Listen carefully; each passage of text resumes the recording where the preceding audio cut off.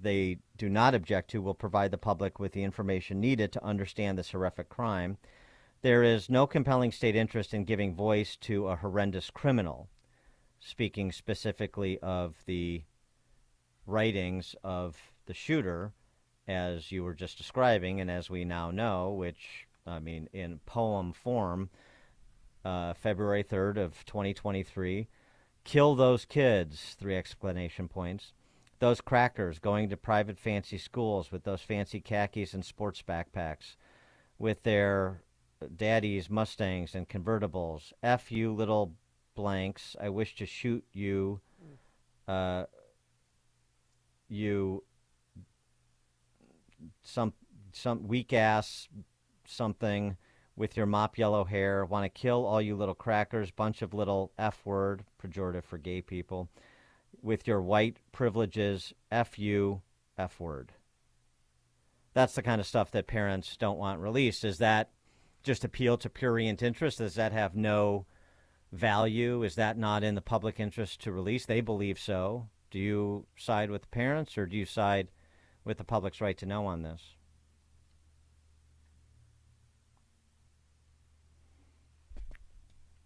Bill and Glen Ellen, you're on Chicago's Morning Answer. They need to release every little piece of information about this killer.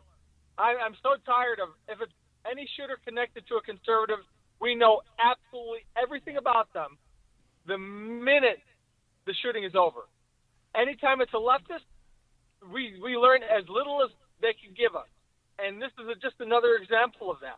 And I'm getting tired of it, because we need to know what these people are thinking so that we can actually address them. And so when the FBI gets done monitoring Latin masses and school board meetings, maybe they can start looking at actual violent individuals when they start to show themselves. And one point of order for Amy, the Pulse nightclub shooter did not know the nightclub was a gay club when he launched his attack. The bouncer at the door stated he asked, "Where are all the women?" right before the attack. Then he left and he went and started it. But just to let you know, there's a lot of anyway. Thank you. So, all right, thanks for the call. So, parents or the public in this one? Where do you come down? The public. Mm-hmm. Always. Well, one thing too. I mean, the parents have every right to seek court action here. This filing was made in June. Chop chop. This investigation into who leaked it, because these documents are in the possession of the court. Yeah, the courts need to move in this country. And in many jurisdictions, Cook County being the obvious one, they don't. Chop.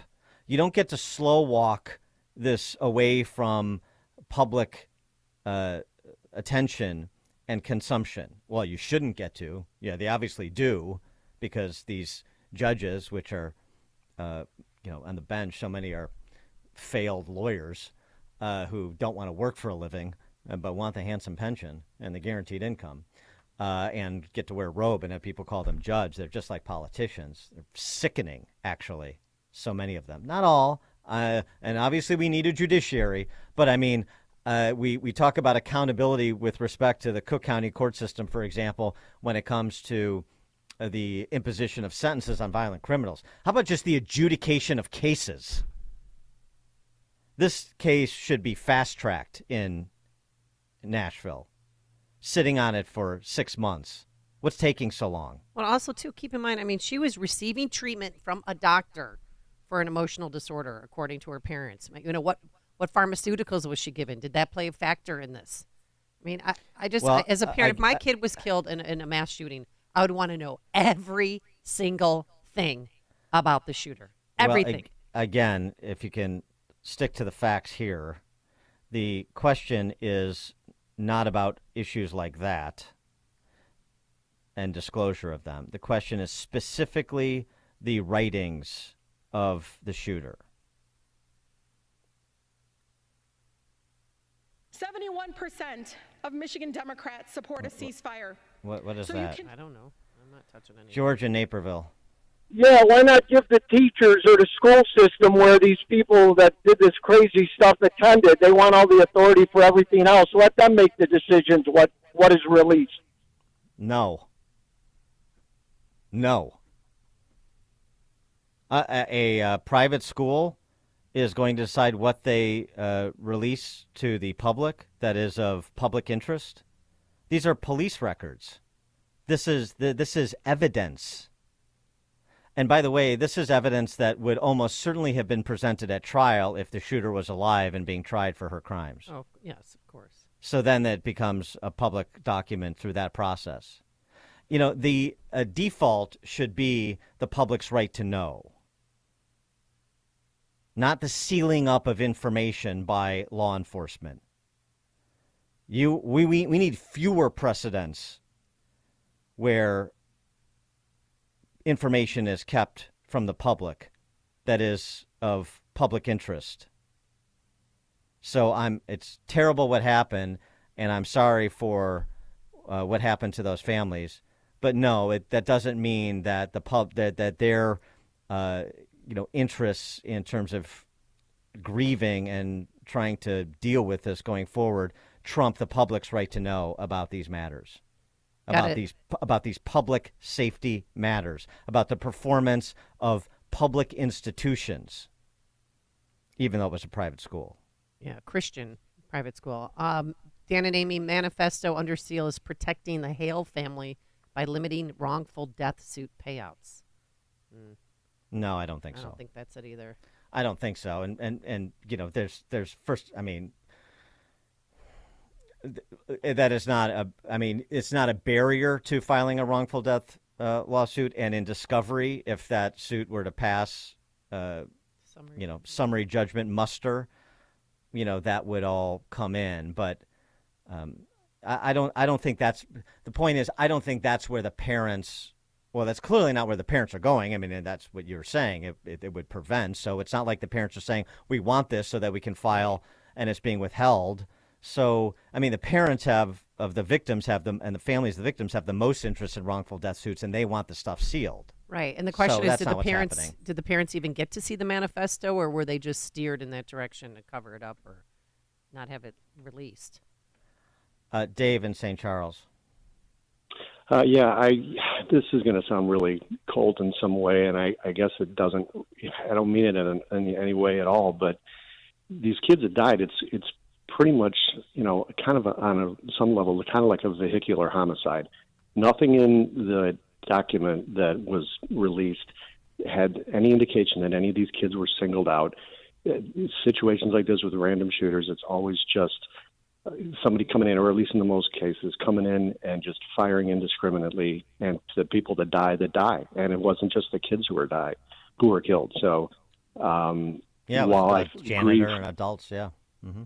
Yeah, I grieve for the parents, and it's horrific. As a parent and an educator, I feel terrible. But she also went to that school, did she not? Yeah, she did. Mm-hmm.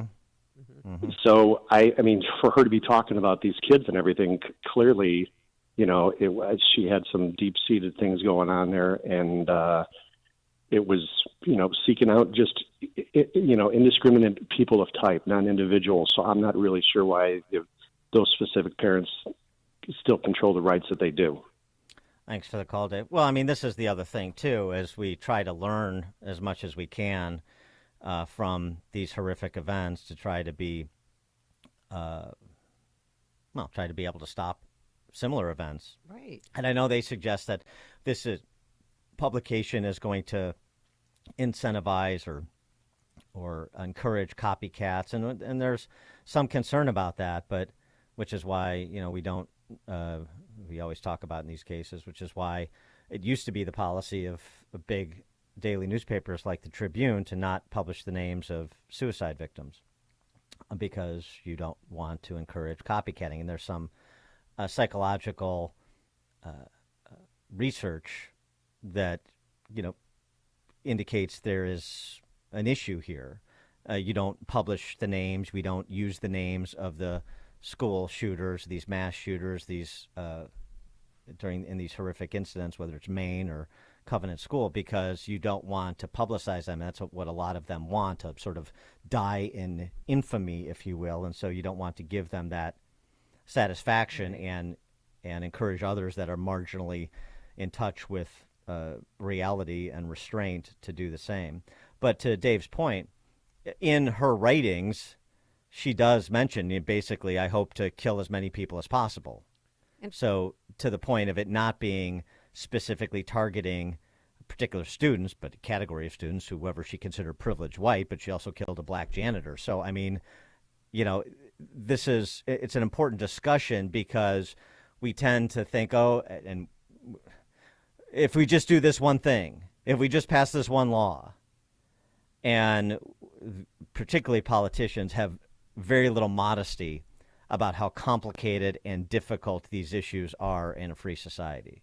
And don't forget, Mike Hill, 61, he was the janitor that was killed, and she killed 3 9-year-old kids who were sitting at their desks. I mean, it's just, you just forget about the victims. Haley, Evelyn, and William, they were all 9 years old. Dan and Amy, Chicago's Morning Answer. There's only one radio show in Chicago talking about today's biggest stories and telling you what they really mean. That show is this one, Chicago's Morning Answer on AM 560, The Answer. Signature Bank is Chicago's fastest growing independently owned business bank. Your business and your money are in good hands with Signature Bank. I'm Dan Proft, and I know this because Signature Bank is my business bank. Hi, I'm Nick Philippus, co-owner of Joe Donut and a proud customer of Signature Bank.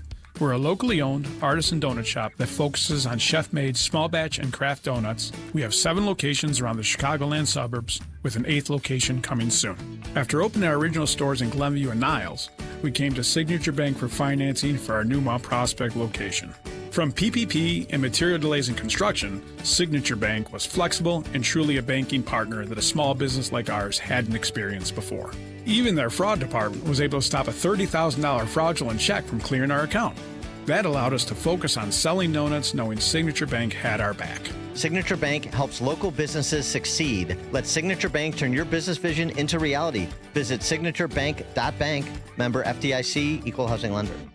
Can't wait to do it. Take the balance of nature. Why?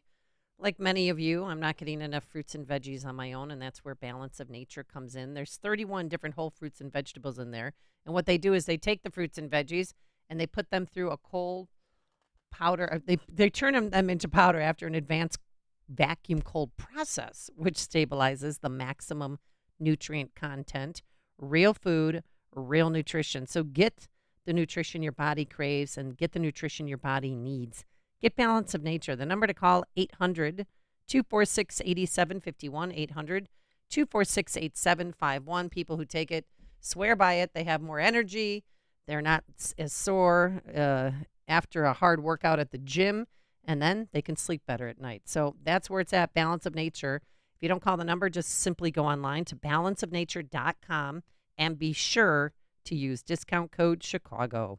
A storm is on the horizon, and you need to keep the lights on no matter what. Your business relies on the power being on 24/7. It's the lifeblood of your data and computer systems. Weather-related outages from the power company are not acceptable. Your need for a source of power that's reliable 24/7, along with round-the-clock service that can dispatch technicians to your site immediately, is mission critical. Your business needs Charles Equipment Energy Systems on speed dial. These are the big boys, not residential or solar, but reliable industrial generators for emergency backup or events. When you need more than a 100-foot extension cord plugged into a small engine generator, call Charles Equipment Energy Systems. They keep the lights on with rental generators for job sites or power outages. A storm is on the horizon. Plan ahead. Call now to prepare generators for storms and potential power outages. Call 630-834-6000, 630-834-6000, or charlesequipment.com. What if you could build a 6-figure retirement income with almost half the money saved? You heard that right. Get a discount on your retirement, creating a 6-figure income with 40% less than traditional 401ks and mutual funds. Hi, I'm Mitch Lyons, best-selling author and executive producer of a new Hollywood documentary called The Baby Boomer Dilemma. In this film, economists and Nobel Prize-winning PhDs share a strange concept I call the retirement discount. It gives you more retirement income with the same dollar saved, and your money is never at risk if the market crashes. That's right. If the market crashes 30%, you lose nothing. Even people who are on track have shifted gifted money to this new strategy because it increases their retirement income or can allow them to stop working years sooner. So if you are over 50 and want a bigger, better retirement with less money, call to get a free copy of this brand new movie, 1-800-578-3535. This is a $30 value, but when you call today, you get it completely free, plus 2 hours of bonus behind-the-scenes footage. No credit card required. Call right now. 1-800-578-3535. That's 1-800-578-3535. Again, 1-800-578-3535. Over 30 years ago, the challenge was accepted, and the Pride Stores has been redefining the convenience store experience throughout Chicagoland ever since. In the spirit of giving thanks this month to the surrounding communities for supporting the Pride Store's vision, you're invited to take advantage of their November promotion at the Pride of St. Charles. Buy 8 gallons of gas and receive 20% off your purchase at the Pride Beer and Wine Plus Spirits just next door. That's right, 8 gallons of gas gets you 20% off an amazing selection of local craft beers, high-end wines from Napa, Sonoma, Walla Walla, and Columbia Valley, plus a wide variety of Pride barrel picks. And don't forget about 93 Octane Brewery located inside the same building. Might as well get a pint while you shop. Offer ends Thursday, November 30th, and valid only at the Pride of St. Charles on Lincoln Highway. With 17 Chicagoland locations, visit thepridestores.com to find the one nearest you. That's thepridestores.com. The Pride Stores, not your typical convenience store. AM 560, The Answer. All right, coming up on Chicago's Morning Answer, a few chaotic days at City Hall, and that Brighton Park meeting was held last night. Was anything accomplished? Oh, yeah, I'm so glad Emma Mitz and Carlos Ramirez Rosa could hug it out. Gag. I know. Alderman Ray Lopez at 6:36. Yeah, he was at the meeting last night, too, because he lives in Brighton Park. But now let's head into the newsroom. Here is one Mike Scott. Mike, I miss you not being here in the studio. I got to admit. Any chance of you coming back? 6:31 on AM 560, The Answer. And right now we have 50 degrees outside. Voters in Ohio came out in favor of enshrining abortion protections in the state constitution, guaranteeing a woman's right to the procedure up until fetal viability. Elsewhere, Democrat Governor Andy Beshear won re-election in Kentucky. Republican Governor Tate Reeves won another term in Mississippi. The House has voted to censure Michigan Democrat Rashida Tlaib over her criticisms of Israel following Hamas's deadly attack on the U.S. ally. Congresswoman Tlaib argued she only called for the end to the conflict and has the support of people who voted for her. 71% of Michigan Democrats support a ceasefire. So you can try to censure me, but you can't silence their voices. I urge my colleagues to join with the majority of Americans and support a ceasefire now to save as many lives as possible. Congresswoman Tlaib recently posting the phrase "from the river to the sea" on social media, a phrase that many argue calls for the end of Israel. The reprimand passed 234 to 188. 5 presidential candidates will take the stage tonight in Miami for the third GOP presidential primary debate. Florida Governor Ron DeSantis and former New Jersey Governor Chris Christie will participate in the Miami debate. So will Nikki Haley, Vivek Ramaswamy, and South Carolina Senator Tim Scott. Americans owe over $1 trillion on their credit cards. That's according to a new report on the household debt from the Federal Reserve Bank of New York. An Illinois state trooper is back home after being shot last month in Springfield. Trooper Dakota Cody Chapman Green was released from the hospital after spending a couple of weeks at a rehab center. Cristobal Santana of Chicago pulled out the gun and fired shots at Chapman Green. He has been charged with attempted murder and is also linked to the murder of an ex-girlfriend in Chicago. Chicago voters will decide whether to authorize the city council to raise the real estate transfer tax on high-end property sales to fund the mayor's plan to house the homeless. The council voting yesterday to put a binding referendum known as Bring Chicago Home on the March ballot. Chicago Alderman Carlos Ramirez Rosa is avoiding city council censure. Mayor Brandon Johnson cast the deciding vote yesterday as the council was locked in a 24-24 tie in a bid to censure the former progressive floor leader for Johnson. Alderwoman Emma Mitz had said she had been prevented from entering the City Hall chamber last week during a chaotic council meeting. He said, you shouldn't be in here. I said, well, why are you bothering me? He says, because the rest of your colleagues are idiots. Ramirez Rosa agreed to resign his leadership positions as the mayor's floor leader and as chair of the zoning committee. Chicago sports. Bulls will try to get that winning streak going when they take on Phoenix at the UC. Bears are getting a little healthier, but Justin Fields was a limited participant as the team prepares for the Panthers on Thursday Night Football. AM 560 news time is 6:35, and a check of traffic and weather on the way next on AM 560. Freedom Summit Chicago tickets are now on sale. Join AM 560, The Answer, on November 11th at the Westin Chicago Northwest for Freedom Summit, featuring Rand Paul, Judge Janine Pirro from Fox News, Dan Proft, Amy Jacobson, Sean Thompson, and many more. Tickets are on sale now at freedomsummitchicago.com. That's freedomsummitchicago.com. Sponsored in part by Breakthrough Ideas, Linex of Roselle, and by the law offices of Stephen Leahy. Balance of Nature's fruits and vegetables in a capsule, changing the world one life at a time. I'm Carolyn. I've been in private practice of physician's physical therapy for 35 years. And you're going to come in, but breathe. Yep, perfect. I open up at 4 a.m. and I'll go on till 10 a.m. and it's day after day. And as you can see by the equipment here, we are intensely active. People watch, they observe, and people say, Carolyn, what's your secret? And I say it's from proper diet, proper exercise, and of course, through Balance of Nature. I'm 60, but since taking Balance of Nature, I feel the energy level of 27. I've been taking Balance of Nature for several years, and I love it. I endorse it, I believe in it, and I would recommend it. Start your journey to better health with Balance of Nature. Go to balanceofnature.com to get 35% off your first preferred order and get this special offer by using discount code CHICAGO. The Daily Herald 2022 Best of the Fox winner for Best Financial Planner is Total Clarity Wealth Management. The 2022 Reader's Choice Award winner for Best Wealth Management Firm and Best Financial Planner is Total Clarity Wealth Management.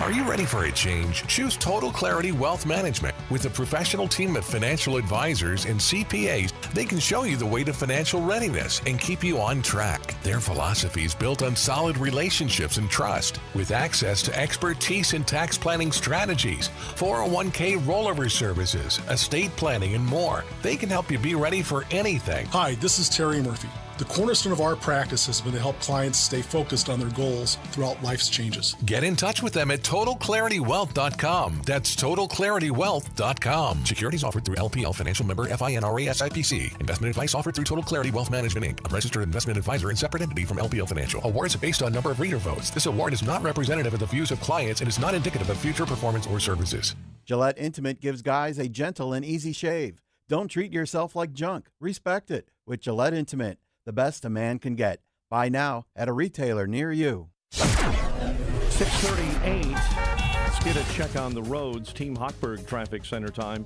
is a service of Lowe's.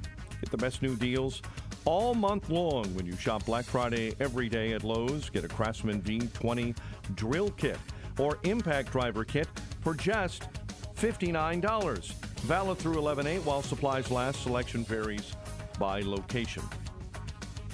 There's an accident this morning in Bartlett, Route 59 in Bartlett Road. Roselle, an accident, Roselle and Bryn Mawr.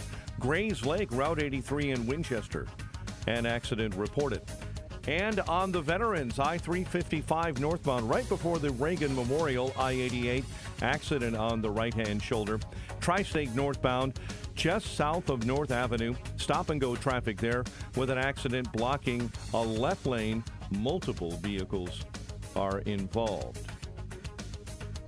Chicago's Morning Answer with Dan and Amy continues next. Your official Chicagoland weather forecast. Today, a few showers, much cooler to the north, a little warmer to the south of I-80. High of 58, again warmer than that, south of I-80. Thunder showers expected and rain through the evening. Cloudy, breezy, and a low of 42. currently 50. Your next news update is at 7, and Chicago's Morning Answer continues next on AM 560, The Answer. This hourly segment is sponsored by Protecting Your Assets with Steve Shyman. Listen Saturday mornings at 8. Learn more at willsave.com. Now, from the Signature Bank Studios, this is Chicago's Morning Answer with Dan Proft and Amy Jacobson. If you're looking for the latest news, insight into what it means, and the sharpest opinion, there's only one station in Chicago where you can turn, and it's this one. We're AM 560, The Answer. Top of the morning, Dan and Amy. What? You're already so annoyed by this. The city council, I mean, it's just, with all due respect to our next guest, Ray Lopez, I mean, it's just such a buffoon operation. I mean, the whole city government is, and it has been for a long time. And Emma Mitz has been a member of that clown show for a long time. And she got slighted by socialist Carlos Ramirez Rosa, BLM Brandon's floor leader. Like, anybody cares about this stuff. Well, she was physically blocked from entering a special meeting to talk about the sanctuary status being put on the spring ballot so we could vote whether or not we want migrants here. Yeah, right. Carlos Ramirez Rosa trying to do blocking and tackling literally to prevent a quorum for a vote on an advisory referendum on Sanctuary City. And then what happened between him and Mitz in the hallway got the Black Caucus all up in arms, because this is something that gets them upset. I mean, the performance of CPS doesn't, but this does. And so everybody had to apologize, and Carlos Ramirez Rosa had to step down from his phony posts, and then they had to have their big makeup session, and everybody applauds, so everybody understands that all is right with the city of Chicago and the Chicago City Council. Emma Mitz and Carlos Ramirez Rosa are back in love. Wonderful. Well, him grabbing her arm made her feel like she was back in the South. I felt like I was back in the South. I felt like everything in me was shaking. The alderwoman said she was at the meeting. And did you hear the tearful apology from Ramirez Rosa? Because I know you love this soap opera. I sincerely apologize to you, my colleague, Alderwoman Emma Mitz, for the disrespectful interaction that we had outside of council chambers, and for my overzealous attempts throughout the day to try and convince you not to be part of the quorum. The most hilarious thing Emma Mitz said that Ramirez Rosa's conduct was unbecoming an alderman. What is that? What does that look like? Conduct unbecoming an alderman. Is there such a thing? Is there a category of behavior that constitutes something that would be considered unbecoming an alderman? I guess grabbing Emma Mitz by the arm and not allowing her to amble up to the perch she's held for 20 years to no particular effect. Oh, meanwhile, I mean, in less important matters than the relationship between Emma Mitz and Carlos Ramirez Rosa, two people that you don't know, and there's no reason you should. In lesser news, prosecutors have charged a Chicago man with shooting into a crowd of people, killing one and injuring another while he was on bail for a pending Class X armed habitual criminal gun case. Yeah. Now charged with first-degree murder and attempted murder. Now he's being held over for trial. This individual is the 24th person accused of shooting, killing, or trying to shoot or kill someone in Chicago this year while awaiting trial for a felony. The cases involve at least 39 victims, 12 of whom were killed. Does anybody want to talk about the 5-year sentence? Only 5 years. The driver in the Dakota Early case, where that culinary student was beat to within an inch of his life, lost half of his leg. He gets 5 years for that violent crime. Does anybody want to talk about that, or are we just focused on the city council love fest over resolving this conflict between two alderhumans? Anybody want to talk about the violent crime incidents year over year? Oh yeah, I know. Armed robberies in our neighborhood. I mean, they hit the Starbucks. They hit everything that we use. The Mangy's, the hot dog stand, Starbucks, mortgage place, Big Apple, the pub. And what they just helped themselves. There was no police there to stop them. So this is CompStat through October 29th. Year over year, murders are down 12%, and that's what everybody's hanging their hat on. Meanwhile, criminal sexual assaults are up 2%. Robbery is up 25%. Aggravated battery is up 4%. Theft is up 5%. Motor vehicle theft is up 58%. 24,680 motor vehicle thefts so far year over year, 2022 to 2023. And remember, you're coming off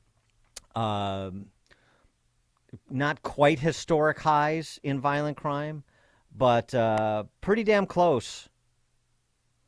Pretty damn close. It's not like this is coming off 2014, the 2014 dip. You're coming off 3 years that have been exceedingly violent, as everyone who's lived through them knows. But the most important thing is that Emma Mitz and Carlos Ramirez Rosa made up. I'm so happy. For more on this, we're pleased to be joined by Ray Lopez. He is the 15th Ward Alderman and congressional candidate for the Illinois 4th against Jesus Chuy Garcia. Ray, thanks for joining us again. Appreciate it. Dan and Amy, good morning to you and your listeners.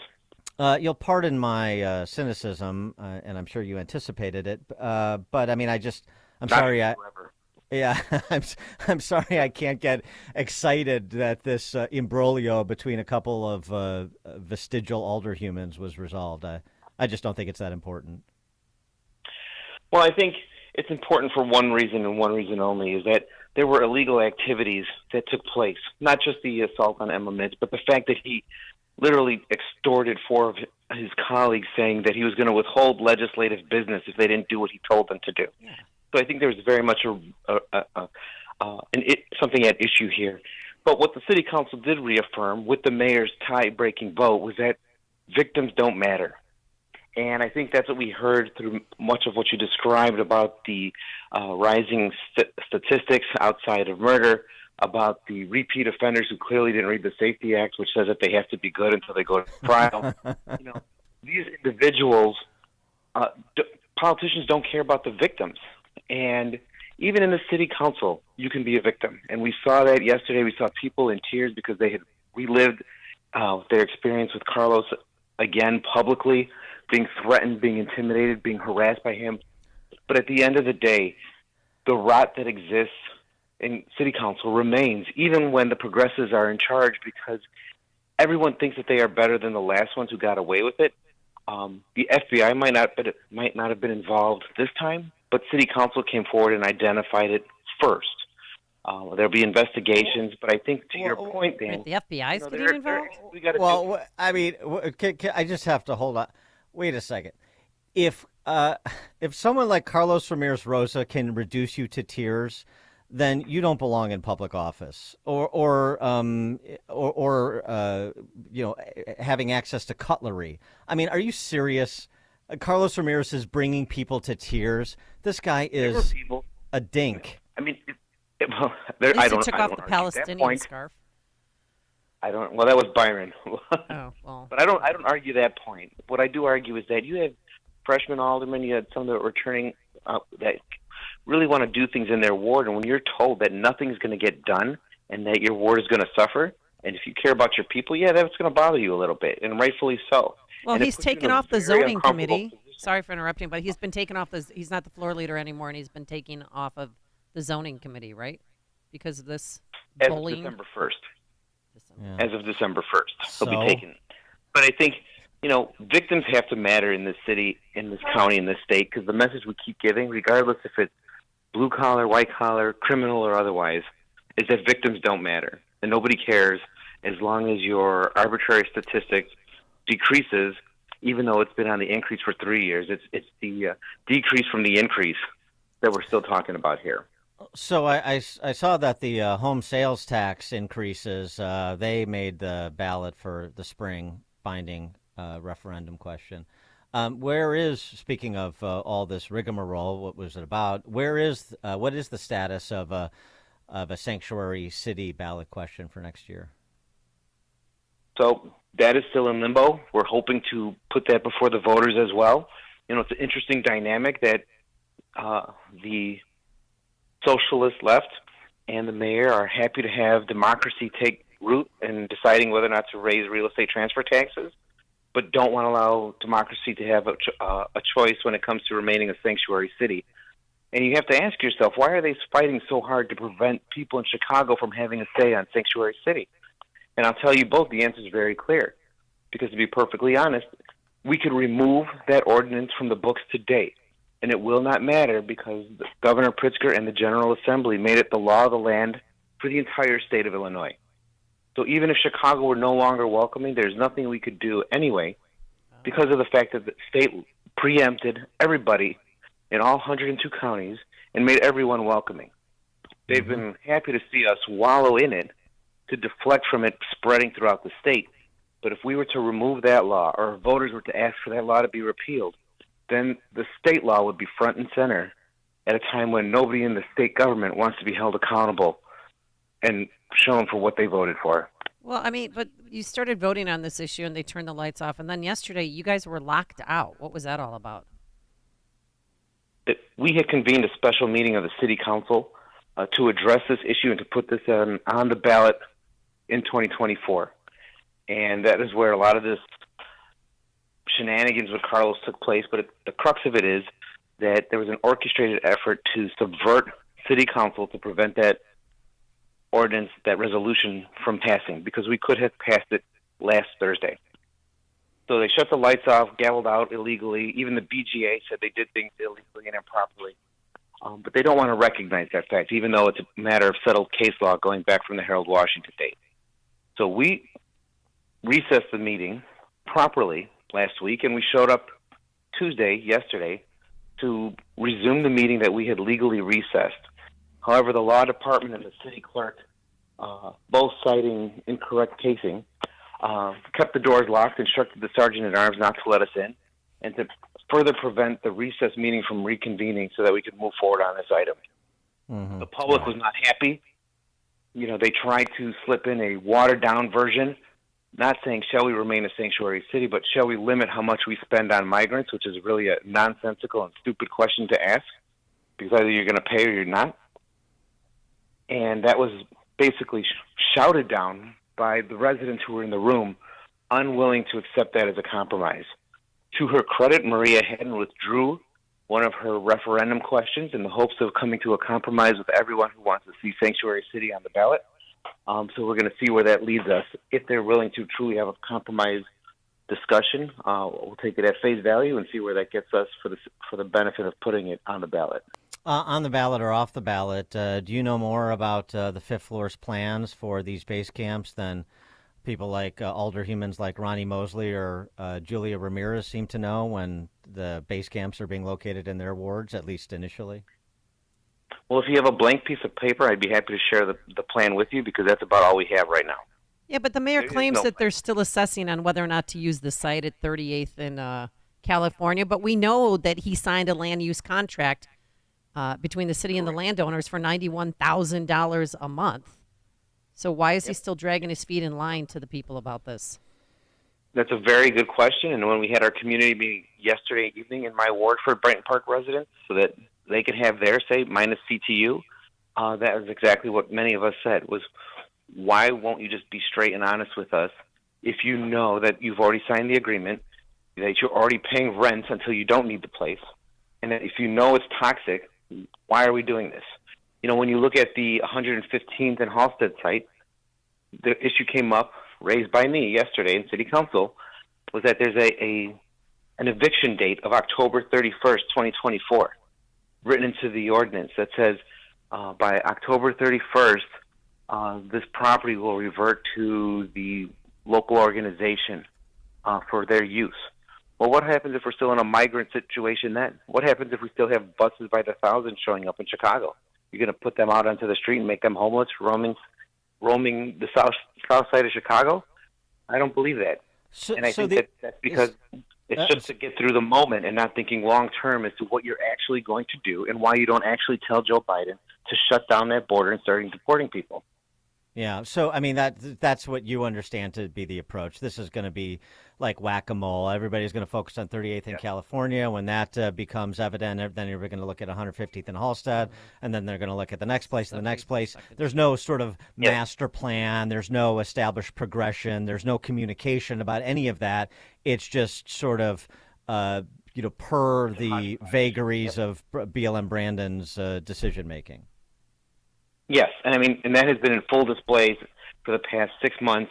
And look, I get it. He inherited this crisis. Lori Lightfoot actually thought that if she browbeated Governor Abbott, he would go back into his hole and hide from her because she was so powerful. That didn't happen. The migrants keep coming. All of the emergency contracts she signed thinking this would be over in 2 weeks are still in effect 14 months later, which is why we pay through the nose for all of this. But when I gave Gage Park to the administration to get the migrants out of the police stations, it was supposed to be temporary.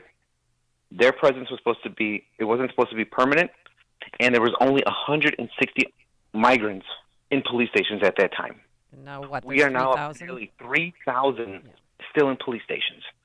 So yes, it is whack-a-mole, and we're not winning this war. We're bailing water on a sinking ship right now because we're refusing to address the singular issue that keeps bringing them here, which is the fact that we still cling to this policy of being a welcoming sanctuary city. So, if it doesn't matter because of a state, why do we continue to have this policy on the books? Take it off, stop the bleeding, and fix the problem that we have with the 22,000 people who have been sent here. So once these big, huge base camps are set up, the people in the police stations are going to move out. When are we going to get our 7 park districts back? And be honest with me and tell me if that's not going to happen before volleyball season. But people want to know. I mean, we are paying taxes for park districts as part of our property taxes, and we can't go in those buildings.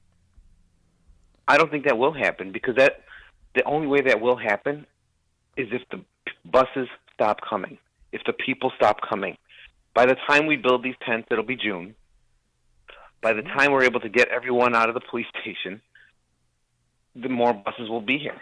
We know that there are enough people at the border for 1,000 people a day to come on bus from now until August when the DNC happens. We're not building to accommodate 50,000 people. We're doing it, as you said, in a very piecemeal fashion, 500 here, 1,000 here, convert the House of Blues over there. But we're not thinking long-term on how you address the fact that we will, at some point, have an additional 50,000 migrant asylum seekers here in the city of Chicago. And if you're not doing that, that means you're never going to clear the stations. You're never going to clear the Park District field houses. You're never going to clear anything that you've taken from the taxpayers to address this crisis because you're not answering the fact that the flood, the influx of individuals will continue because the overflow from the border has not stopped. He is Alderman Ray Lopez, 15th Ward. He's also a congressional candidate running in the primary against Jesus Chuy Garcia. Alderman Lopez, thanks as always. Appreciate it. My pleasure, guys. Thank you. And he joined us on our turnkey.pro answer line. This is the morning show more Chicago radio listeners are choosing. This is Chicago's Morning Answer on AM 560. The Answer. Have you noticed cracked or sinking concrete around your home, driveways, sidewalks, garage floors, or patios? In addition to looking bad, cracked or sinking concrete causes an uneven surface that poses a safety hazard. Hi, I'm Roy Spencer, president of Permaseal. Would you like to fix the problem without replacing the concrete? We have the solution for you. Permaseal polylevel foam can be injected beneath concrete surfaces, leveling and preventing future settlement. Call Permaseal today at 800-421-SEAL for a free evaluation. The polylevel process is done with minimal disruption, quickly and at a fraction of the cost of concrete replacement. And unlike traditional mud jacking methods, polylevel foam is lightweight so it doesn't add additional weight to the area. Polylevel is the most durable and cosmetically appealing solution to your cracked or sinking concrete. Call Permaseal today at 800-421-SEAL. That's 800-421-SEAL or visit permaseal.net. Hi, Wayne Burdick, Health Insurance Specialist. Open enrollment for individual and small group plans has arrived. There are many plan changes for 2024. Let me help you find the right plan. Lower your cost of insurance, reduce deductibles and out-of-pocket expenses. Call now, 847-274-5918, or go to lowercosthealthplans.com. Having an agent is crucial and no cost to you. Call Burdick Insurance at 847-274-5918 or lowercosthealthplans.com. AM 560, The Answer. All right, coming up on Chicago's Morning Answer. At 7:07, the implications of yesterday's election results on tonight's GOP presidential debate that certainly should inform the discussion, what happened in Virginia and Kentucky and Pennsylvania. We'll talk about that. In addition to the moderators for tonight's debate, why?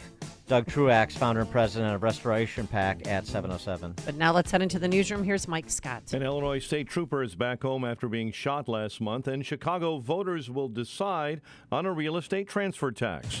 WIND Chicago News Time 7. The answer was yes. I'm Dave Anthony, Fox News. To the ballot question in Ohio, where 56% of voters approved putting abortion rights into the state's constitution, the seventh state where pro-choice advocates won ballot issues after the Supreme Court ruling allowed states to ban abortions. The vote in this increasingly red state really buoys the suggestion that access to abortion is something that's not only backed by Democrats nationally, but an increasing number of Republicans, apparently nationwide. That's Fox's Kevin Corkin. Virginia Democrats won control of the state legislature, thwarting Republican Governor Glenn Youngkin's plan to get an abortion ban approved after 15 weeks of pregnancy. Voters in Kentucky re-elected Democratic Governor Andy Beshear. A clear statement that anger politics should end right here and right now. He beat Republican Daniel Cameron by 5 points, but Republicans did score a win in Mississippi. Governor Tate Reeves was re-elected, saying this is what happens when you stand up to the national liberals and when you stand up to Joe Biden. Reeves beat Democratic challenger Brandon Presley also by 5 points. A pro-Palestinian Democrat publicly reprimanded. The House has voted to censure Congresswoman Rashida Tlaib over comments she's made regarding Israel, including using the phrase "from the river to the sea," which some believe calls for the elimination of Israel. Fox's Ryan Schmelz, 22 of her fellow Democrats joined most Republicans in the vote, but Tlaib says Trying to bully or censor me won't work because this movement for a ceasefire is much bigger than one person. Israel's rejecting calls to stop the war, saying it only let Hamas terrorists reorganize. Ivanka Trump will testify today following her father and brothers at the Trump Organization civil trial. Before the New York judge hearing the fraud trial against her father, former President Donald Trump. New York Attorney General Letitia James is suing the former president, his company, and executives, including his two eldest sons. That's Fox's Tanya J. Powers. The Trumps deny they committed fraud. America's listening to Fox News. 50 degrees at 7:02 on AM 560. The Answer. Good morning. I'm Mike Scott. An Illinois state trooper is back home, shot last month in Springfield. Trooper Dakota Chapman Green was released after spending 2 weeks at a rehabilitation center. Cristobal Santana of Chicago pulled out a gun and fired the shots that injured Green during a traffic stop back on October 24th. Chicago voters will decide whether to authorize the city council to raise the real estate transfer tax on high-end property to fund the mayor's plan to house the homeless. City council voted yesterday to put that binding referendum on the March ballot. Chicago Alderman Carlos Ramirez Rosa is avoiding city council censure following allegations of bullying a colleague, Alderwoman Emma Mitz, and preventing her from entering the city council chamber last week during a council meeting. You shouldn't be talked to, dismissed, or deminimized. No form way. Never let your position take over you. Ramirez Rosa agreed to resign his leadership positions, especially one as the mayor's floor leader, and apologize to Mitz. I rise to apologize to my colleague, Alderwoman Emma Mitz, to all of my colleagues, to this council, for my actions last week, Thursday. Thursday's special meeting was chaotic. Tensions were high. I dramatically overreacted. One person is dead after they were hit by someone in a stolen car running from Porter County Sheriff's deputies, according to Indiana State Police. The deputies were chasing the driver in a stolen car when the driver crossed the road and hit another car head-on. Chicago sports, Bulls try to get a winning streak going when they host Phoenix at the UC a little later on tonight. Well, the Bears are getting healthy, but Justin Fields was still a limited participant for the second day in a row at Hallis Hall. College hoops, DePaul lost to Purdue Fort Wayne, while tonight Loyola hosts number 9 Florida Atlantic. The News is a service of In Grace with Jim Scudder Jr., now heard Sunday mornings at 6:30 on AM 560. Our news time is 7:04. We'll have a check of traffic and weather coming up next on AM 560. This radio station is always on, but sometimes you need more content that you can take with you anywhere. That's why we invented the SalemPodcastNetwork.com. You'll find all the great hosts on this radio station, plus a few more, like Charlie Kirk, Dinesh D'Souza, Trish Regan, Jenna Ellis, and Dennis and Julie. There's literally no end to what we can teach you. It's like radio on demand, and just like radio, it's always on. Go find out what you're missing. Download the app, SalemPodcastNetwork.com. Balance of Nature's fruits and vegetables in a capsule, changing the world one life at a time. My name is Ruthie. I love helping people. There's so many people that are down. Sometimes all it takes is a piece of pie to make the sunshine come in their life again. And with the help of Balance of Nature, it's making it more fun and giving me more energy. And I would really like to thank Balance of Nature. These are mine for life. Start your journey to better health with Balance of Nature. Call 1-800-246-8751 or go to balanceofnature.com to get 35% off your first preferred order with free shipping and our money-back guarantee. That's 1-800-246-8751. Go to balanceofnature.com or call 1-800-246-8751 and get this special offer by using discount code CHICAGO. Why are the world's central banks quietly yet aggressively amassing mountains of gold? Because they know a storm is brewing, the type we might witness only once in our lifetimes. They understand that America's vastly inflated currency doesn't have much life left. And when it finally dies, gold will be a bedrock of stability just as it has for thousands of years. Hi, Stephen K. Bannon, and I urge you to do as central banks are doing. How? By diversifying your IRA or 401k into physical gold with Birch Gold Group. This will protect your savings from inflation, political instability, and economic crashes.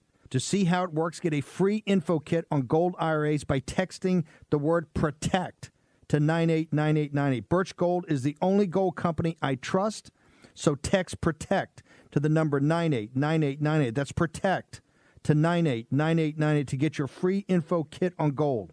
There's no obligation or purchase required. It seems like every day economic news gets more and more sketchy. We're already seeing huge volatility in the stock market and a rapid erosion in the value of the U.S. dollar. But this time, an economic downturn could happen faster than you ever imagined. Direct Bullion USA, America's #1 precious metals company, wants to let you know that now is the time to take actions that may help protect and secure your portfolio with physical precious metals. Want to help protect your hard-earned money before it's too late? Call Direct Bullion USA at 888-787-GOLD and get your free gold investor kit today. Don't wait. Call Direct Bullion USA now at 888-787-4653 and get your free gold and silver survival kit. With all of the uncertainty of a world gone mad, you can take control of your financial future with one call to Direct Bullion USA. Call us now at 888-787-4653. That's 888-787-GOLD. 7:08. Let's check the roads. Team Hochberg Traffic Center time. Eden's 36 Lake Cook Road to the junction. Eden's outbound accident right lane block between Montrose and Peterson. Kennedy, 89 minutes. We'll call it a full hour and a half from O'Hare into the Burns Circle interchange. The Ike right now, 52 minutes. Very slow through the avenues as you roll from 390 into the old post office. Stevenson inbound, it's an hour from 355 into DuSable Lakeshore Drive. Stevenson outbound, an accident gumming up the works between LaGrange Road and County Line Road. Tri-State Tollway stop and go traffic from Ogden Avenue to just south of North Avenue with an accident in the left lane. Chicago's Morning Answer continues next. AM 560 Weather Center forecast with Steve Williams. Clouds and a couple of showers late today. Temperatures varying sharply across the area from north to south. High 58. A thundershower early this evening. Otherwise cloudy tonight, low 43. Partly sunny, breezy day tomorrow, the high 54. I'm Steve Williams on AM 560, The Answer. At O'Hare, 50 degrees, 50 at Midway, and 49 along Chicago's lakefront. Your next news update is at 7:30. Chicago's Morning Answer continues next on AM 560, The Answer. This hourly segment is brought to you by IDT. Eliminate paper files with the IoT Smart Connected Scanning Device. Find them at ready4IDT.com. Now, from the Signature Bank Studios, this is Chicago's Morning Answer with Dan Proft and Amy Jacobson on AM 560, The Answer.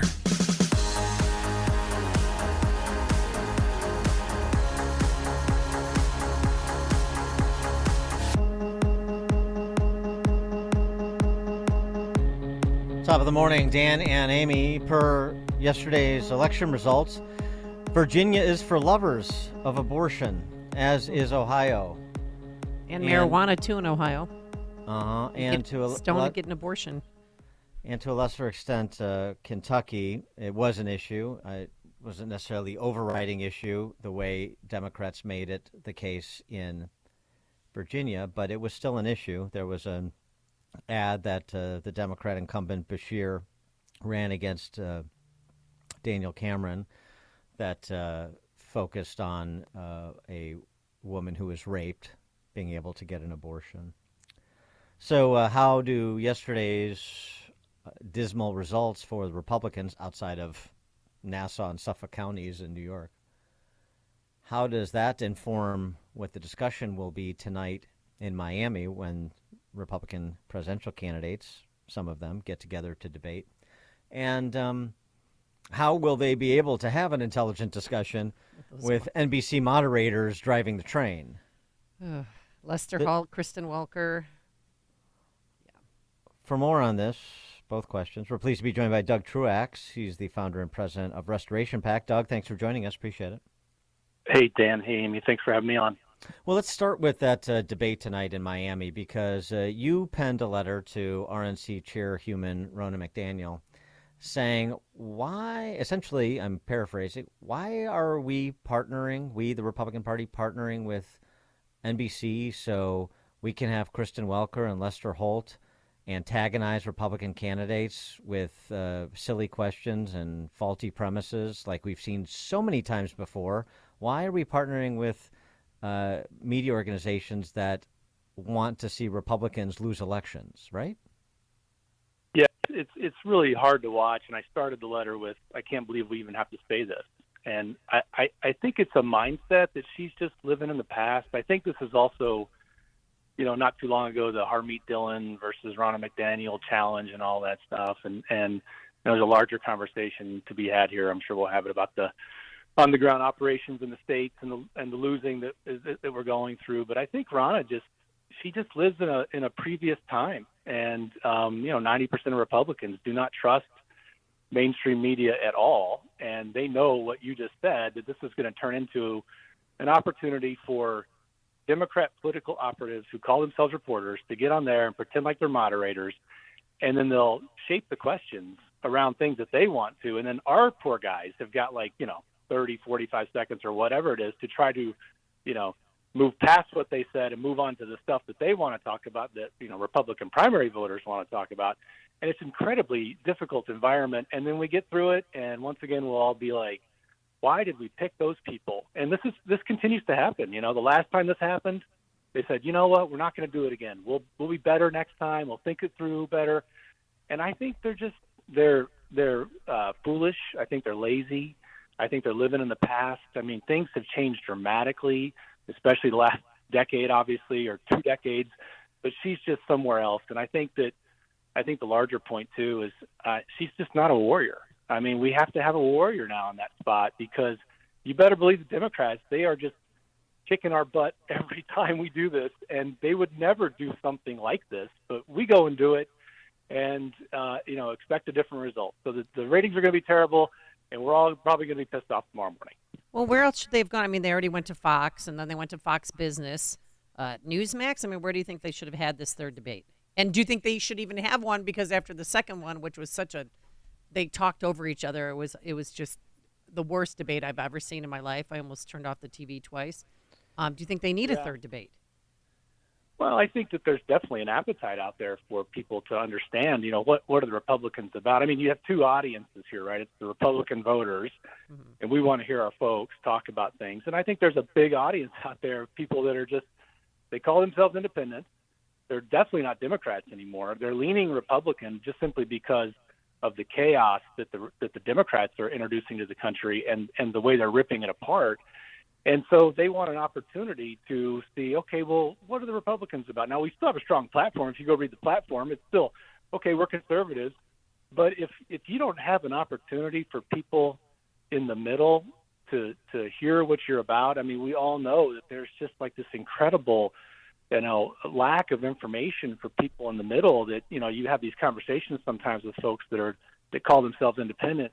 And you start talking about things. I mean, you guys in particular, me and, conservative activists, you start talking about things and they just look at you like they don't even know what you're talking about because they've never heard it, because there's such a blackout with the mainstream media. I mean, you guys do a great job, but everybody else is just doing what they do. And so we have to take our opportunities. And it's a big opportunity to have these debates and our guys get up there and these people in the middle be like, you know what, I definitely am not a Democrat anymore, and maybe I am more of a Republican than I thought. And then obviously our people get a chance to sift them out. I mean, I wish Trump would participate. I mean, I understand politically why he's not, but I wish he would. But just give everybody an opportunity to do it. And to the first part of your question, I mean, there's all these other places, OAN, Daily Caller. There's so many places we could.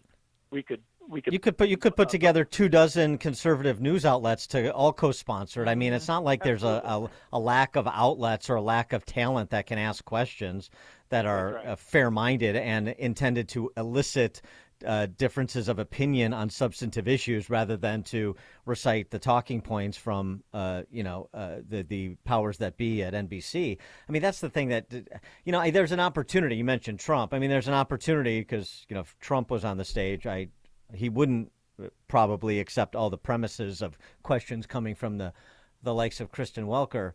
And so maybe you'll see that from DeSantis or some of the other candidates. But for those guys too, sometimes it's not their comfort zone to do a Newt Gingrich or to do a Trump and go after the moderator to really have a debate with the moderator as opposed to the other candidates. Sometimes you're fearful and you got all these consultants. Oh, you don't want to come off as mean-spirited. You don't want to come off as attacking a woman if Kristen Welker asks a absurd question, which is almost a guarantee. So it is complicated, and it's unnecessarily complicated. So if this is about who Republicans in a primary are going to choose for their nominee, and you want to hear from the candidates in a fair and balanced forum, if you will, then right. I mean, the NBC, any of the mainstream or the DC press corps outlets, I mean, it makes no sense. It would be like, as you were sort of intimating, it would be like, oh yeah, the Democrats agree to have the Wall Street Journal editorial board moderated debate. Right. That would never happen. Absolutely.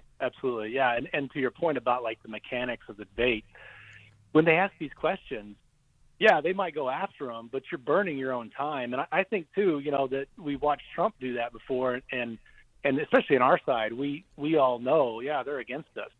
And so even if they did go after the premise and all that stuff, which, I guess they're going to have to again tonight, they're burning time. They're doing what we have to do all the time, where as opposed to serious questions from conservatives, they get right to the point of, hey, those guys are destroying the country and we're going to save it. Democrats make you poorer, we make you richer. All those things that we don't get a chance to say because we're battling out with these Democrat operatives who call themselves journalists. Right. It's the craziest thing. We have to, all these candidates have to continue to answer, when did you stop beating your wife type of questions. I mean, that's the whole.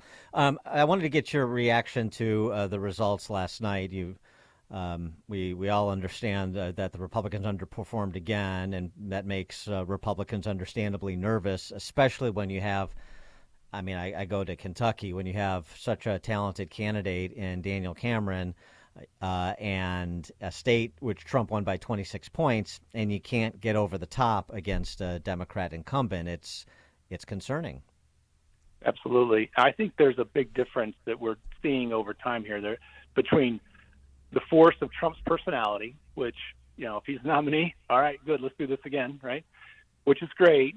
But there's also the on-the-ground Republican political operation, which, as you know, Dan, doesn't really exist anywhere anymore. And I think this goes to the concept of this Ronna McDaniel thing.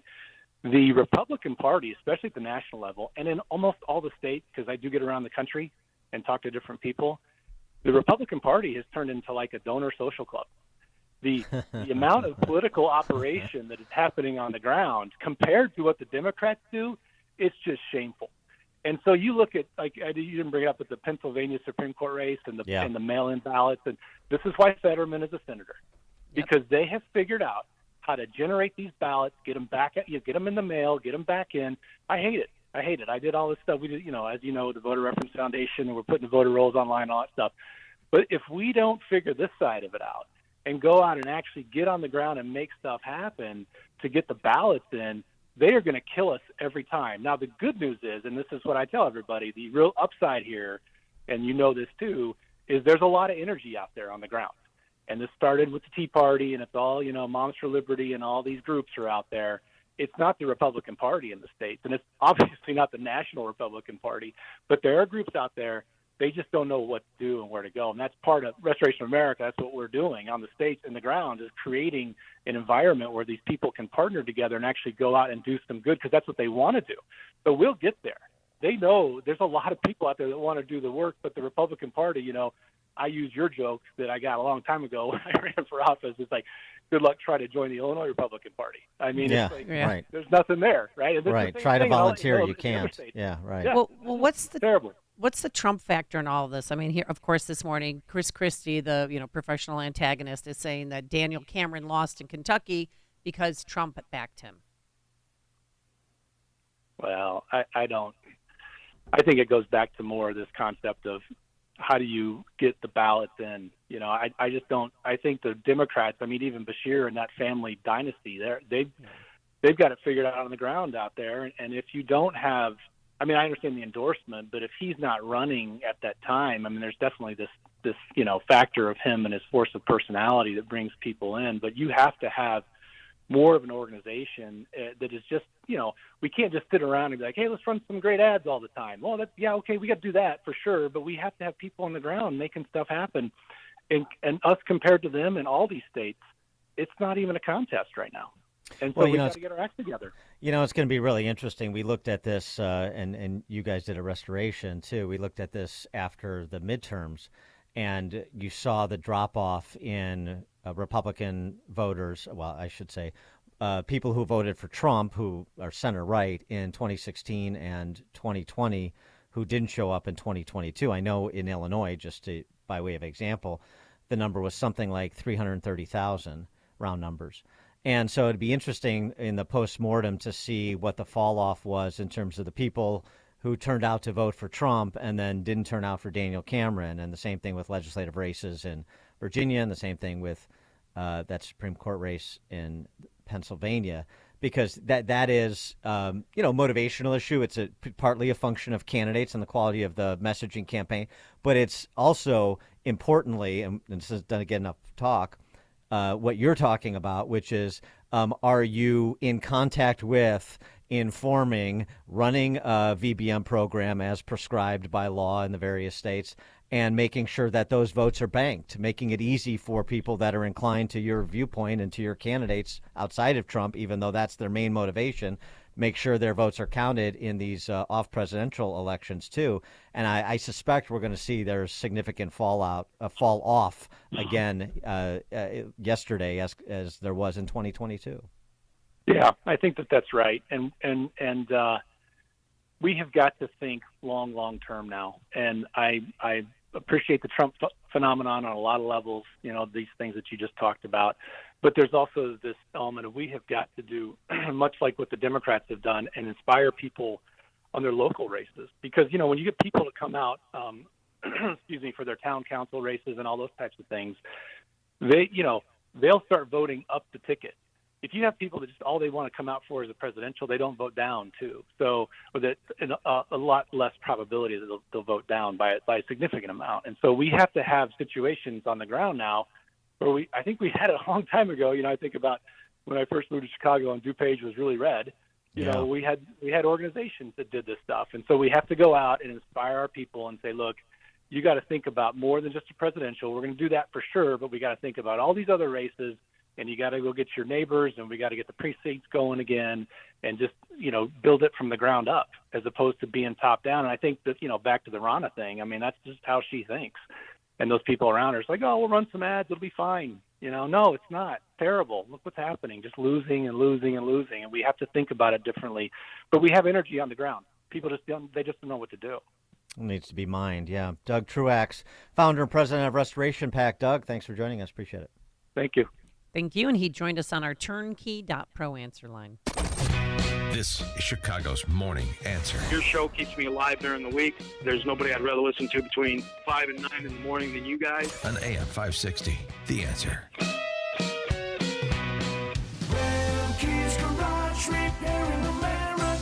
Are you a driver of a Ford Power Stroke diesel engine? Tired of taking your Ford Power Stroke diesel in to be misdiagnosed or paying for repairs that don't fix the problem? Well, bring your vehicle to the diesel headquarters, Remke's Garage. The shop is equipped with state-of-the-art diagnostic equipment and highly trained technicians. Take it to the experts. Take it to Remke's Garage. Remke's Garage specializes in Ford Power Stroke, Chevy Duramax, Dodge Cummins, Mercedes Sprinter, and Isuzu diesel engines and transmission repairs. At Remke's, they'll make your vehicle repairs convenient by offering a free commercial loaner vehicle. Remke's Garage, where you won't spend $1,000 to fix a $100 problem. Call for details and to schedule an appointment at 800-5-REMKES or visit remkesgarage.com. Remke's Garage, your diesel headquarters. All right, everyone's doing it, taking their balance of nature. One of the cool kids is our technical producer, Justin Kosick. Justin, how's it going with your balance of nature? I see you taking it every day. Oh, it's going awesome. I do not get that afternoon slump anymore that I used to get. Would wear me down. I had to sit down, relax for a little bit. No more of that. And what about your new wife? Does she make you enough fruits and veggies? For dinner. I'm a very picky eater, so these work perfect for me. All right. 6 capsules a day. That's what they recommend. Real fruit, real science, real nutrition. So get the nutrition your body needs and get the nutrition your body craves, because when you give your body the best possible fuel, you do have more energy. You are stronger. You can think more quickly. Bottles of Balance of Nature, the number to call, 800-246-8751. That's 800-246-8751. Use discount code Chicago. First timers, 35% off their first preferred order of fruits and veggies and free shipping. What's not to love? Or go online to balanceofnature.com. Discount code Chicago. Why are central banks quietly amassing mountains of gold? Because they know the dollar won't last. Hi, Stephen K. Bannon, and I urge you to diversify your IRA or 401k into physical gold with Birch Gold Group.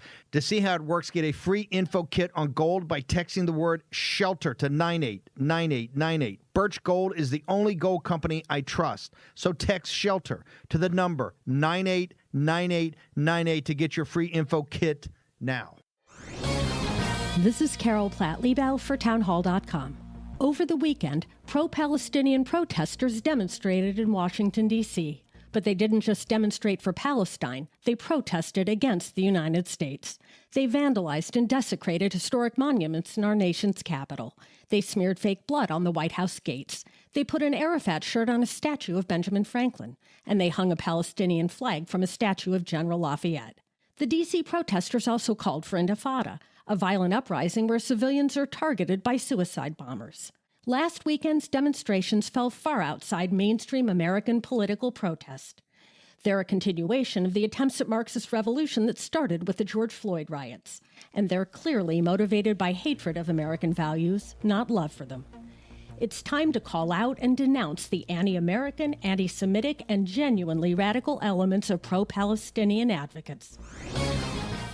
Hey everybody, Charlie Kirk here. Freedom Square is an unbelievable service designed to unite freedom-loving Americans. I know these guys. They love their country and they're doing an amazing job. You can log on now to create your free personalized dashboard. All of your favorite news sites, podcasters, all on one site, all at your fingertips. Sign up your business right now at freedomsquare.com and start connecting with freedom-loving Americans. Look, people want businesses they can support. You want to know the good guys from the bad guys. That's freedomsquare.com. Log on right now and create your personalized dashboard. Join us in the fight, so check it out. freedomsquare.com. Freedom lives here. Let's welcome our new Freedom Square Business Network members. Lore TV, DS Arms Lake Barrington, Villa Park Office Equipment, and Every Black Life Matters. It's time to unite and vote with your dollars. Download the Freedom Square app and register your business right now at freedomsquare.com and start connecting with patriots. Freedom Square. Freedom lives here. Signature Bank is Chicago's fastest growing independently owned business bank. It's a bank where relationships still matter. I'm Dan Proft, and I know this because Signature Bank is my business bank. Hi, I'm Tony Dreyfus, founder and president of Metropolis Coffee Company and a proud new customer of Signature Bank. We're a 19-year-old specialty coffee roaster located in the heart of Chicago. Some of your favorite restaurants and cafes serve our coffee. As a small business manufacturer, we understand the importance of working with the right bank, and that's why we made the move to Signature Bank. We were tired of the impersonal service that our large bank had provided. A friend referred us to Signature Bank, and their team was on site to understand our operations firsthand. They provided us the working capital to continue our successful business operations and to fuel our ambitions for innovation and growth. We now have the flexibility to grow at our own pace. That personal touch, you can't find that at a large bank, but we found it at Signature, and we can't thank them enough. Signature Bank helps local businesses succeed. Let Signature Bank turn your business vision into reality. Visit signaturebank.bank. Member FDIC, Equal Housing Lender. AM 560, The Answer. All right, coming up on Chicago's Morning Answer. The windmills beneath New Jersey Governor Phil Murphy's wings aren't running anymore, though. That and other eco-supremacist follies with Steve Moore at 7:37. But first, let's stop by that newsroom. Here's Mike Scott. Hi, Mike. 7:31 is our time on AM 560, The Answer.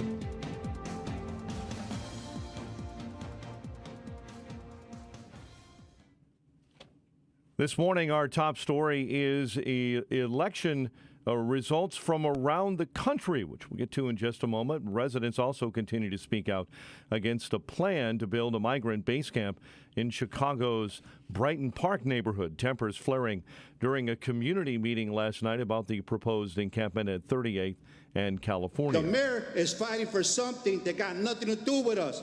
He ain't fighting for our senior citizens. He's not fighting for our veterans. He's not fighting for our kids.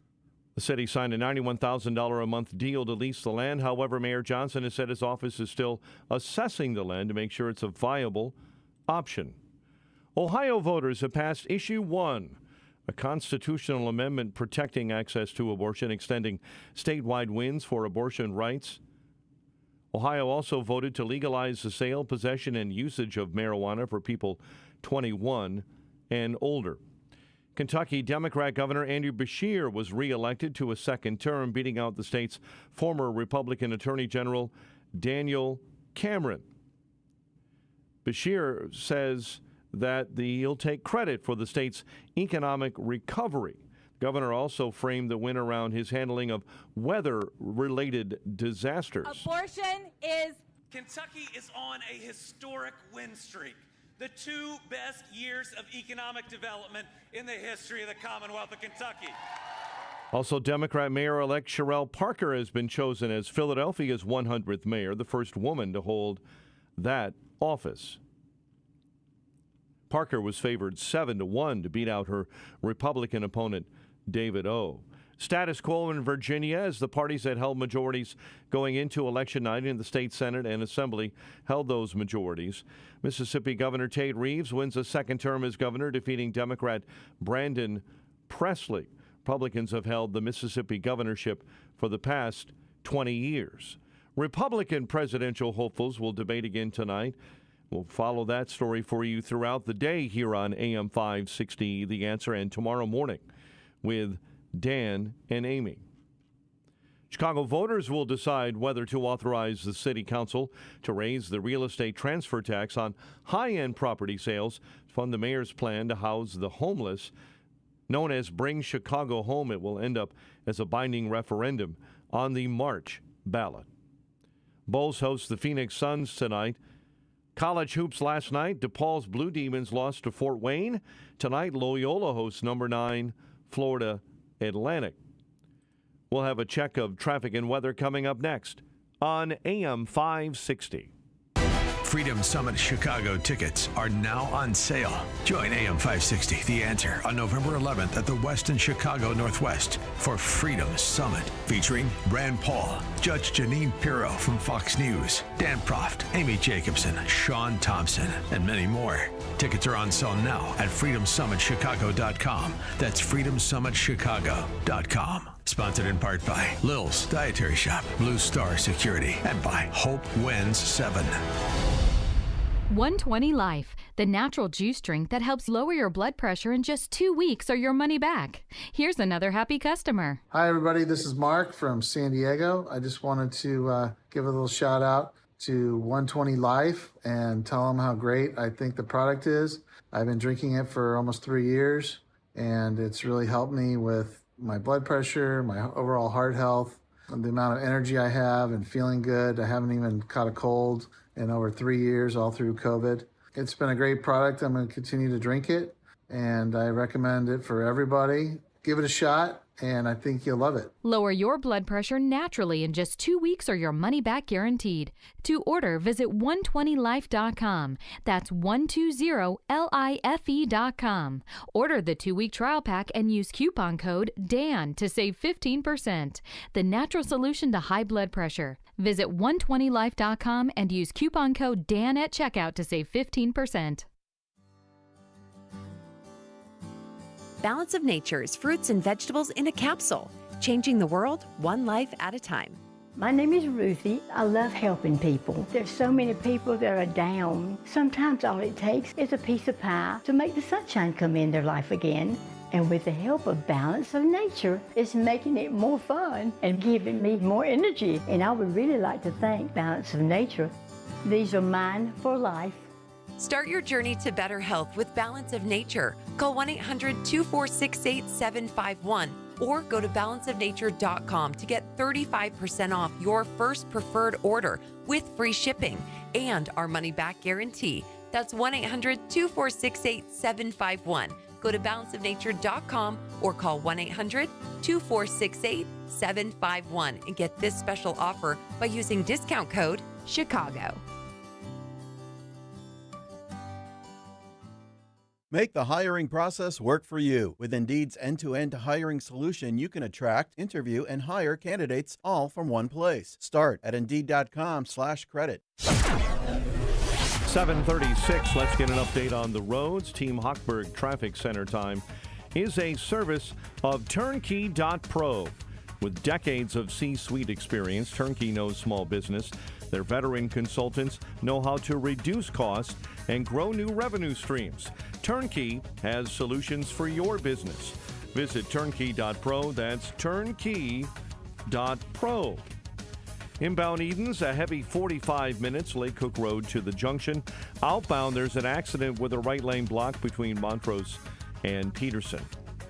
Inbound Kennedy is nearly 2 hours, O'Hare into the Burns Circle interchange. A lot of that due to an accident involving two semis blocking a right lane inbound between Canfield and Nagel. Eichen, it's an hour 14 from 390 to the old post office. Stevenson, it's an hour and 9 minutes from 355 into DuSable Lakeshore Drive. And the Dan Ryan, 43 heavy minutes, 95th into the Burns Circle interchange. Chicago's Morning Answer continues next. Your official Chicagoland weather forecast. Few showers today. Cooler to the north, much warmer to the south, especially south of I-80. Will top out on average around 58. A couple of thunder showers early this evening. Rather cloudy and breezy and a low of 43. Your next news update is at 8, and Chicago's Morning Answer continues next on AM 560, The Answer. This hourly segment brought to you by Unleash Your Wealth with Raj Shah and Rick Borick this Saturday at 7 a.m. and 2 p.m. Learn more at scwealthadvisors.com. Now, from the Signature Bank Studios, this is Chicago's Morning Answer with Dan Proft and Amy Jacobson. Only the biggest stories, only the biggest guests, and only the biggest opinions. This is AM 560, The Answer.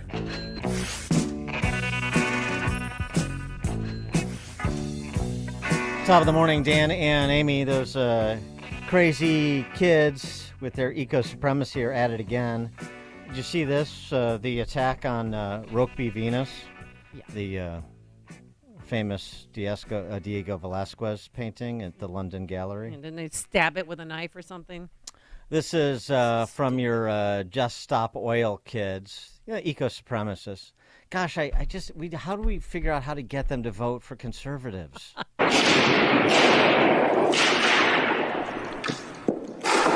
Women did not get the vote by voting. It is time for deeds and not words. It is time to just stop oil. Politics is failing us. Politics failed women in 1914. If millions will die due to new oil and gas licensing, millions! If we love history, if we love art, and if we love our families, we must just stop oil. Mm-hmm. They're very much in love. Is that Greta Thunberg? No. Sounds like her. This Bonnie and Clyde, the Bonnie and Clyde of the eco-supremacy movement. No, I mean, of course, if you love art, then vandalize a $100 million painting that's supposed to represent the essence of female beauty. But sure, but Just Stop Oil, not quite yet, because Harry and Meg needed to get to the Katy Perry concert in Vegas. So they, along with Cameron Diaz and her husband, Benji Madden, actress Zoe Saldana, they hopped aboard a private jet for the 40-minute flight, the jet owned by the scion of a oil billionaire. Well, there you go. Well, and it's the layers of, humorous hypocrisy are many. In 2019, Harry launched a not-for-profit called Travelist that encourages environmentally friendly travel. I mean, so this is who you're dealing with. This is who's in charge of saving the planet, by the way. On a slightly more, but only slightly more serious note, Governor Phil Murphy, he wants to be president. He's the governor of New Jersey. He's Goldman Sachs guy, so he's big into rent-seeking and boondoggles, other people's money. I mean, right? And what do we have here? Oh boy, the windmills beneath his wings. The Danish renewable energy firm backed out of 2 mega projects along the Jersey Shore. It started planning in 2019. Cost overruns, high interest rates. They wrote off $4 billion for the first 9 months of this year. Not going to happen. And now Phil Murphy, he's upset. He's upset, just like John Podesta will be when he pisses away $150 billion of money on Green New Deal projects. He says the cancellation of these projects now cast doubt on this Danish company's credibility and competence. Not Phil Murphy's, though. Not the politicians. They're saving the planet. Some people just aren't as competent and visionary as them. So much on this. For more, pleased to be joined by Steve Moore, economist, GovZilla author. Steve, thanks for joining us. Appreciate it. Hi, Dan. Hi, Amy. Great to be with you. By the way, what is it about all these Goldman Sachs, guys? They make $1 billion and then they turn into big, rich liberals. Well, they always were. They were at Goldman Sachs too. John Corzine was at Goldman Sachs. Lloyd Blankfein was at Goldman Sachs. John Corzine. These are. Yeah, I mean the billionaire set is mainly Democrat socialists. They got theirs. Now they they blow up the bridge. Nobody else gets across, and then they just use the government to back their deals. I mean, so he did it in the private sector. Why not do it formally in the public sector, which is what he's doing? Yeah. So now the big story that you've been alluding to is that for all the talk about that, you guys heard this term, the green energy transition? Have you heard about that? You know, that we're in the midst of this great green energy transition. That's the left mantra, and it's completely untrue. In fact, in last year, that we've used more oil and gas across the planet than any other time in the history of the planet.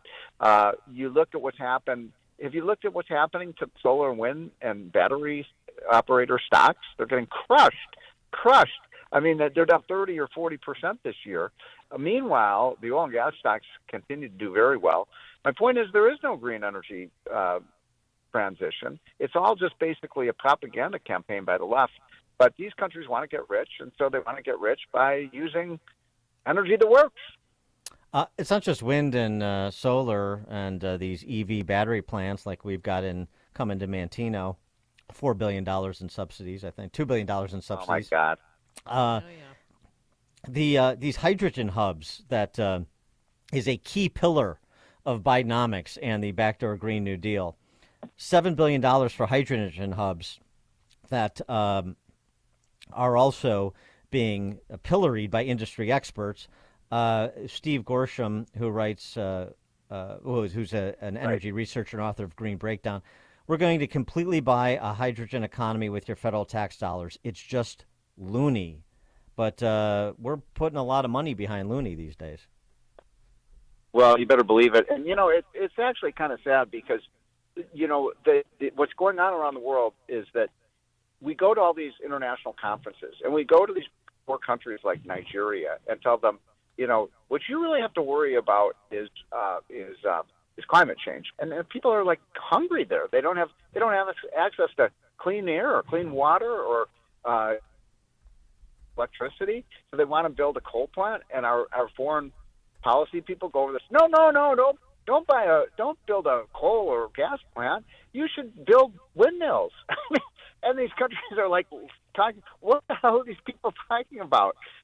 So this is, if you want to talk about cultural imperialism, what is going on with our State Department? I mean, our entire foreign policy has been dedicated not to eradicating Hamas, not to making the world a safer place for the United States, but to make sure that everybody's building windmills. So let's talk get some economic perspective on the election results yesterday. I know everybody is focused on abortion, and we've talked about it quite a bit. But what about the sort of, to borrow from Steve Forbes, the hope, growth, and opportunity messaging from Daniel Cameron, from Glenn Youngkin and candidates in Virginia, from others around the country? What's your assessment of the quality of the messaging on dollars and cents issues? Well, it's been poor. I think Republicans did take a bit of a hit because of the, this crazy campaign against McCarthy. So they didn't have a leader for several weeks, and I think that that hurt them. But I think it's pretty clear right now, and I say this as a pro-life guy, Amy, but I just think that the abortion issue is really hurting Republicans. And you saw in a red state, Ohio, I think Trump won Ohio by 6 to 8 points. So it's a pretty red state now. They overwhelmingly voted for abortion rights. So I don't know, Amy, what do you think? I mean, it's hurting Republicans with suburban women. It motivates women to get out and vote that haven't voted in a long time. But I thought Governor Youngkin, his approach, he was like 15 weeks, and there's an exception for rape, incest, and the health of the mother. Right. And that was too radical for people on the left. I mean, you live in Virginia, don't you? Yeah, I do. Well, I used to. I now live right across the river. But I think you're exactly right. I mean, what Republicans need to do is rally around that 15, exactly that policy that you just described. But now it's almost as if, the abortion on demand is what a lot of these, liberals want, and that's not something I, as a Catholic or Christian, can support. But it is. My point is that this issue right now is trumping so many of the other issues that are on the table. And so, your advice and counsel to, Speaker Johnson, Minority Leader McConnell, who backed Daniel Cameron, I mean, as did Trump, but so that was an interesting moment where both of those two are not friendly, are backing Daniel Cameron. And in a state that Trump won by 26 points, and other statewide officers, Republicans, won by 18 to 20 points, he loses by 6. And this is all based on making a move on abortion or making a marketing pivot on abortion.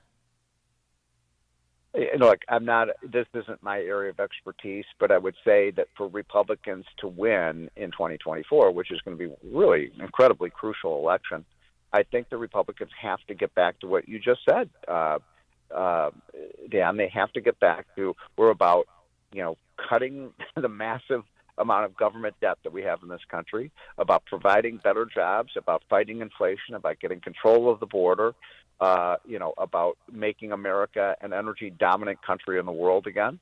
And those weren't the topics of discussion in a lot of these local elections around the country. Right.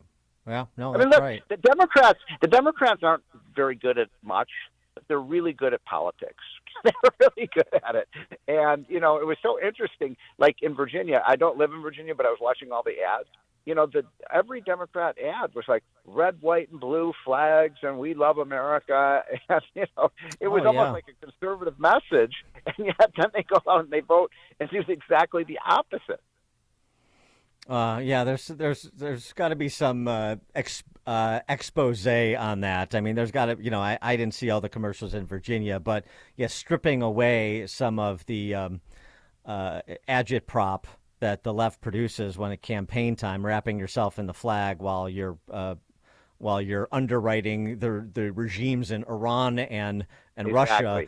I mean, there does need to be some pushback to that too, in addition to the sort of breadbasket issues that you were talking about. Yeah, and look, there's no question that voters are agitated right now. They're angry. They're feeling financially stressed out. You look at what's happened. Inflation. We have not won the inflation fight at all. Amy, we talk about this week after week. When you're paying $8 for a box of cereal, you've got a big inflation problem. And so people are angry about what's going on in Washington. I don't think Republicans are doing a very good job of exploiting that and telling people, hey, the other thing is people are skeptical that Republicans will do anything about it. And for good reason. Every time they take power, they don't cut government spending, Dan. Steve Moore, economist, Govzilla author. Steve, thank you as always. All right, guys. Have a great week. Take care. You too, and he joined us on our turnkey.pro answer line. Before you see it on TV, share it on Facebook, or read about it in the paper. Hear it here first. This is Chicago's Morning Answer on AM 560. The Answer. Support our police and hire the police to personally protect you. You've watched the news. Rising crime has been affecting our everyday lives in Illinois more and more these days. Blue Star Security can protect you, your business, or your place of worship. Blue Star Security is the only security company in Chicago with over 900 off-duty police officers, all W-2 employees. I'm Jeffrey Salvetti, Vice President of Blue Star Security and a 15-year law enforcement veteran. The Blue Star team is made up of over 900 state-certified active and retired law enforcement professionals. We serve businesses and private organizations with supply chain and special event security, and also protect our loved ones at places of worship and schools all across the Chicagoland area. Blue Star Security's technology allows mobilization of off-duty officers quickly and efficiently. Our primary mission is to provide unparalleled protective services for each assignment with integrity while maintaining our commitment to community service in the Chicagoland area. Visit online to schedule a free security consultation at bluestarsecurityllc.com. That's bluestarsecurityllc.com. All right, 47 million people have no or unscorable credit and would benefit from a Team Hochberg Fresh Start secured credit card with no annual fee. That's right, a Team Hochberg Fresh Start secured credit is perfect if you have your credit destroyed recently, if you filed or were discharged from bankruptcy, experienced a foreclosure or short sale, have collections, or if you were turned down for credit, or one of your kids is having trouble securing their first credit cards. Team Hochberg partnered with Kane County Teachers Credit Union to offer the Team Hochberg Fresh Start secured credit card with no annual fee to help reestablish, enhance, and strengthen listeners with no damaged, or challenged credit. For information about obtaining a Team Hochberg Fresh Start secured credit card with no annual fee, go to 56david.com/fresh start. That's 56david.com/fresh start to establish, enhance, and strengthen your credit. Team Hochberg has helped thousands of AM 560 listeners, but they can't help you if you don't visit 56david.com/fresh start. Lower.com, equal housing lender, NMLS 1124061. Do you have a home remodeling project you'd love to get done? This is your opportunity to lock in this year's pricing with Chicago's Design Build Dream Team. Forever Remodeling is now offering exceptional savings. Simply sign on by December 31st to avoid any price increases next year. At Forever Remodeling, their expert designers and installers will turn your dreams into reality. Act now and you'll not only protect yourself from future price increases, but also beat the rush and secure a preferred spot in their schedule. Call 847-809-3355 or visit foreverremodeling.com. Highly skilled to design and build. Balance of Nature's fruits and vegetables in a capsule, changing the world one life at a time. My name is Ruthie. I love helping people. There's so many people that are down. Sometimes all it takes is a piece of pie to make the sunshine come in their life again. And with the help of Balance of Nature, it's making it more fun and giving me more energy. And I would really like to thank Balance of Nature. These are mine for life. Start your journey to better health with Balance of Nature. Call 1-800-246-8751 or go to balanceofnature.com to get 35% off your first preferred order with free shipping and our money-back guarantee. That's 1-800-246-8751. Go to balanceofnature.com or call 1-800-246-8751 and get this special offer by using discount code CHICAGO. Don't miss the new movie by Dinesh D'Souza, Police State. We have freedom of religion and freedom of speech. MAGA Republicans threaten the very foundation of our republic. Are we becoming a police state? The government is trying to crush the conservative movement, our society, and our freedoms. They define you as radical. How did we give the state this kind of power? If they're coming for me, they're coming for you. Police State. Buy it or stream it now at policestatefilm.net. policestatefilm.net. Harry, God has chosen you to have a son. The greatest story ever told is now an epic Christmas musical for the whole family. I won the mother found. You are in danger, Mary. Starring Fiona Paloma, Milo Manheim, Lecrae, Joel Smallbone, and Academy Award nominee Antonio Banderas. This child, what is his name? Jesus. Journey to Bethlehem. Rated PG. Parental guidance suggested. In theaters everywhere this Friday. Soundtrack also available. Get tickets now at journeytobethlehem.com. You've heard me talk about my love of coffee over and over again. I'm here to tell you I have discovered one of the best brews I've ever tasted and a company that I cannot wait to support. I'm here to tell you about Bone Frog Coffee. The Bone Frog is a sacred symbol in the SEAL teams. It honors those that gave the ultimate sacrifice, their lives. Bone Frog was founded by Tim Crook Shank, a former Navy SEAL and 25-year Navy veteran. Bone Frog honors the fallen, those who gave everything for our freedoms and our American way of life, by giving 10% of all the proceeds to benefit many of the U.S. Navy SEAL foundations. Here's what I need you to do. Go to bonefrogcoffee.com/liberty. Get 10% off your first order. You will also get 15% off Bone Frog Coffee subscriptions. Just enter Liberty at checkout. Go to bonefrogcoffee.com/liberty. That's bonefrogcoffee.com/liberty. Taste one of the best brews you ever tasted. 10% of the proceeds go to benefit the Navy SEALs. You'll feel good. It's an American company. Go to bonefrogcoffee.com/liberty. Cable news. Noisy, out of touch, on repeat. Tired of all the lookalikes? So are we. Salem News Channel is here to change the game. Streaming 24/7, free on your TV, with the greatest collection of conservative voices. Home to Dinesh D'Souza, Andrew Wilkow, Brandon Tatum, and more. Like you, we say what's wrong and what's right. Unfiltered and unapologetic. Salem News Channel.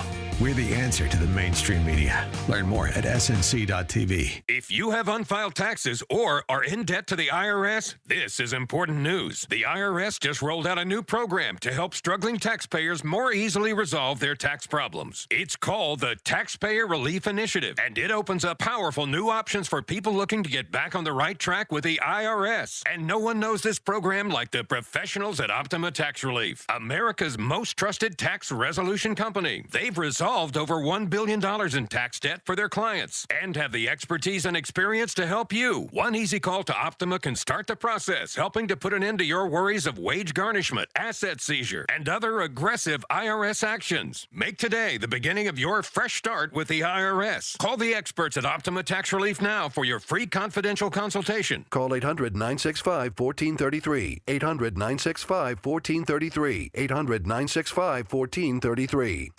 Optima Tax Relief. Some restrictions apply. For complete details, please visit OptimaTaxRelief.com. AM 560, The Answer. All right, coming up on Chicago's Morning Answer. At 8:08, we'll talk about that issue that seems to bedevil Republicans and impact negatively their electoral opportunities. Abortion. Mary Fiorito, attorney and fellow at the Ethics and Public Policy Center, joins us at 8:08 to talk abortion messaging. But now let's head into that newsroom. Here's Mike Scott. A 15-year-old boy critically wounded in a drive-by shooting. Residents continue to speak out against a migrant base camp in Chicago's Brighton Park neighborhood. An Illinois state trooper is back home after being shot last month in Springfield, and the Illinois Courts Commission will decide whether or not to punish an Adams County judge.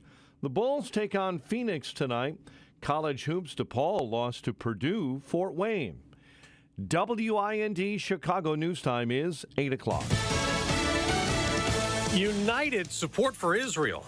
I'm Dave Anthony, Fox News, at a gathering of our allies in Japan. The G7 ministers reaffirmed our staunch support for Israel's right and obligation to defend itself and seek to ensure the attacks of October 7th can never happen again. Secretary of State Antony Blinken. They also call on Israel to allow brief pauses in the war against Hamas to get more humanitarian aid into Gaza, where more civilians are being evacuated today. The IDF has mobilized its entire artillery force, both here in the south along the Gaza border and in the north with Lebanon. You can hear some of that outgoing artillery there. They say the death toll among their forces now stands at 31 soldiers. Fox's Trey Yanks. The House has voted to censure pro-Palestinian Congresswoman Rashida Tlaib for controversial comments, including what her critics claim is a call for Israel's destruction. The Democrat was defiant, saying on the House floor, I can't believe I have to say this, but Palestinian people are not disposable. Ivanka Trump will take the witness stand in New York 2 days after her father's combative testimony denying the Trump organization committed fraud like the judge ruled. And as Fox's Griff Jenkins reports, the former president wrote on Truth Social, the judge is a fraud and so is the Democratic Attorney General who sued him. Letitia Peekaboo James, the corrupt and racist New York State Attorney General, who has allowed murder and violent crime in New York to flourish. Now, the former president also calls the case election interference as a new CNN poll joins others, giving him a lead head-to-head against President Biden.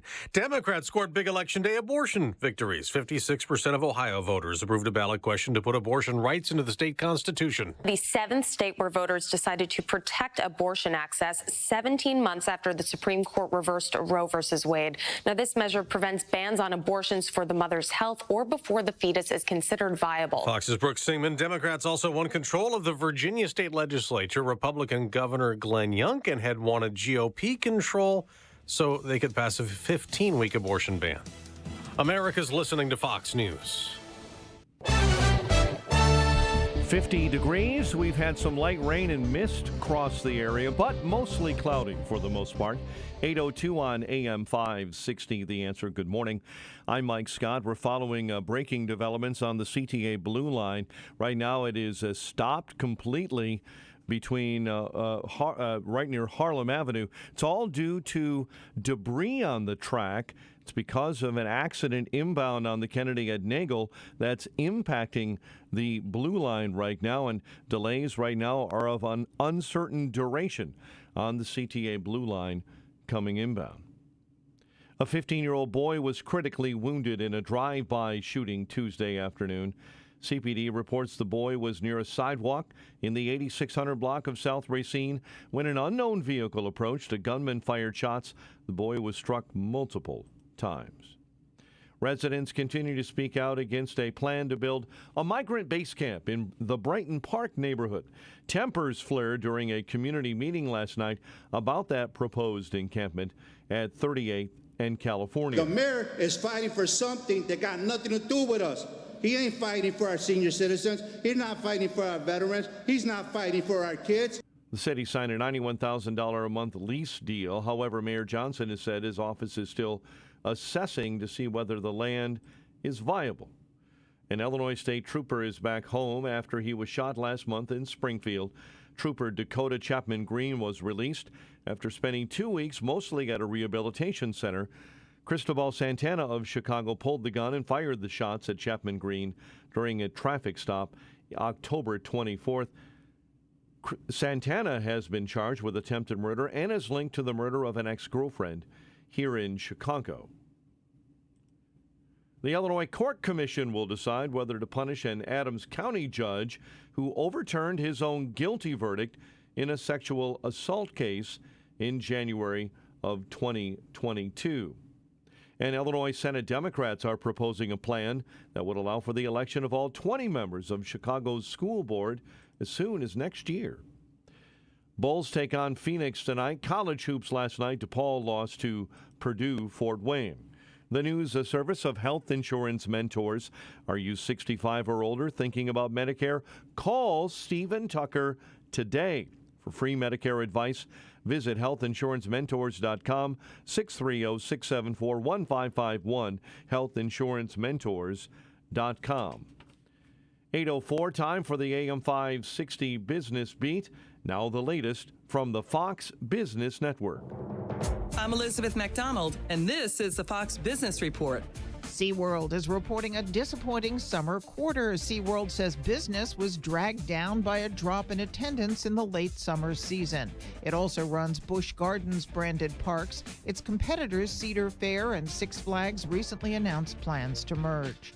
Online eyeglass company Warby Parker is reporting a better-than-expected quarter. It's also raising its forecast for the year. The company was seeing demand for its contact lenses, and shoppers were spending more. Warby Parker says it makes more from contacts. Rivian shares are higher after the electric truck company revealed plans to step up production. It also ended an agreement to sell electric vans exclusively to Amazon, which is a part owner of Rivian. That's your Fox Business Report. I'm Ginny Cosola, invested in you. The AM 560 Business Beat is a service of Signature Bank. Visit signaturebank.bank for all your commercial banking needs. Check of traffic and weather coming up next on AM 560.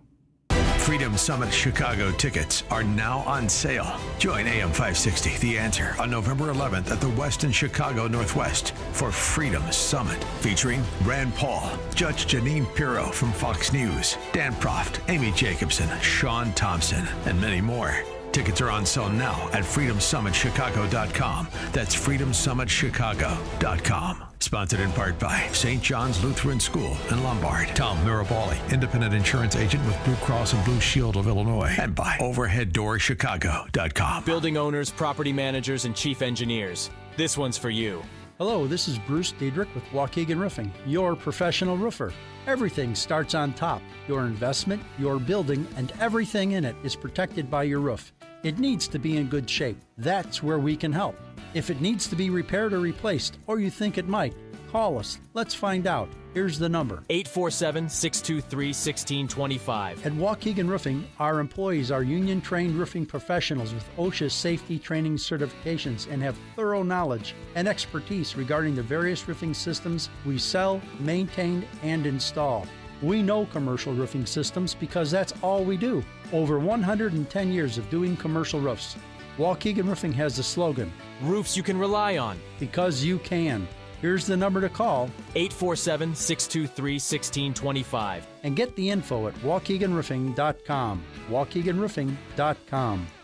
Why are the world's central banks quietly yet aggressively amassing mountains of gold? Because they know a storm is brewing, the type we might witness only once in our lifetimes. They understand that America's vastly inflated currency doesn't have much life left. And when it finally dies, gold will be a bedrock of stability just as it has for thousands of years. Hi, Stephen K. Bannon, and I urge you to do as central banks are doing. How? By diversifying your IRA or 401k into physical gold with Birch Gold Group. This will protect your savings from inflation, political instability, and economic crashes. To see how it works, get a free info kit on gold IRAs by texting the word PROTECT to 989898. Birch Gold is the only gold company I trust, so text PROTECT to the number 989898. That's PROTECT to 989898 to get your free info kit on gold. There's no obligation or purchase required. 8:08, let's get an update on the roads. Team Hochberg Traffic Center time, a service of Dan and Amy 24/7, around the clock, all day, every day. Listen now, danandamy247.com. Uncertain delays right now on the CTA Blue Line coming inbound. Trains are standing still. It's all because of an accident on the inbound Kennedy at Nagel that threw debris on the tracks, and also possible power outage there as well, too, because of that situation on the Blue Line. We'll keep you informed. Eden's inbound 43, Lake Cook Road to the junction. The Kennedy at 43, inbound from O'Hare all the way into to Nagel. That's only your partial delay there, and that's all due to the accident inbound right at Nagel. And things are slow on the Ike as well. It's an hour 14 from 390 to the old post office. Chicago's Morning Answer continues next. AM 560 Weather Center forecast with Steve Williams. A cloudy day with a couple of showers in the area, mainly late this afternoon. Temperatures will vary sharply across the area from north to south today, high 58. Thunder shower early this evening, otherwise cloudy, low tonight 43. Partly sunny, breezy tomorrow, the high 54. I'm Steve Williams on AM 560, The Answer. 50 and drizzle officially at O'Hare. Your next news is at 8:30. Chicago's Morning Answer continues next on AM 560, The Answer. This hourly segment is brought to you by In the Know with Wealth Management Group, hosted by Craig and Leslie Bolano Sunday mornings at 10. Learn more at investwithwmg.com. Now, from the Signature Bank Studios, this is Chicago's Morning Answer with Dan Proft and Amy Jacobson on AM 560, The Answer.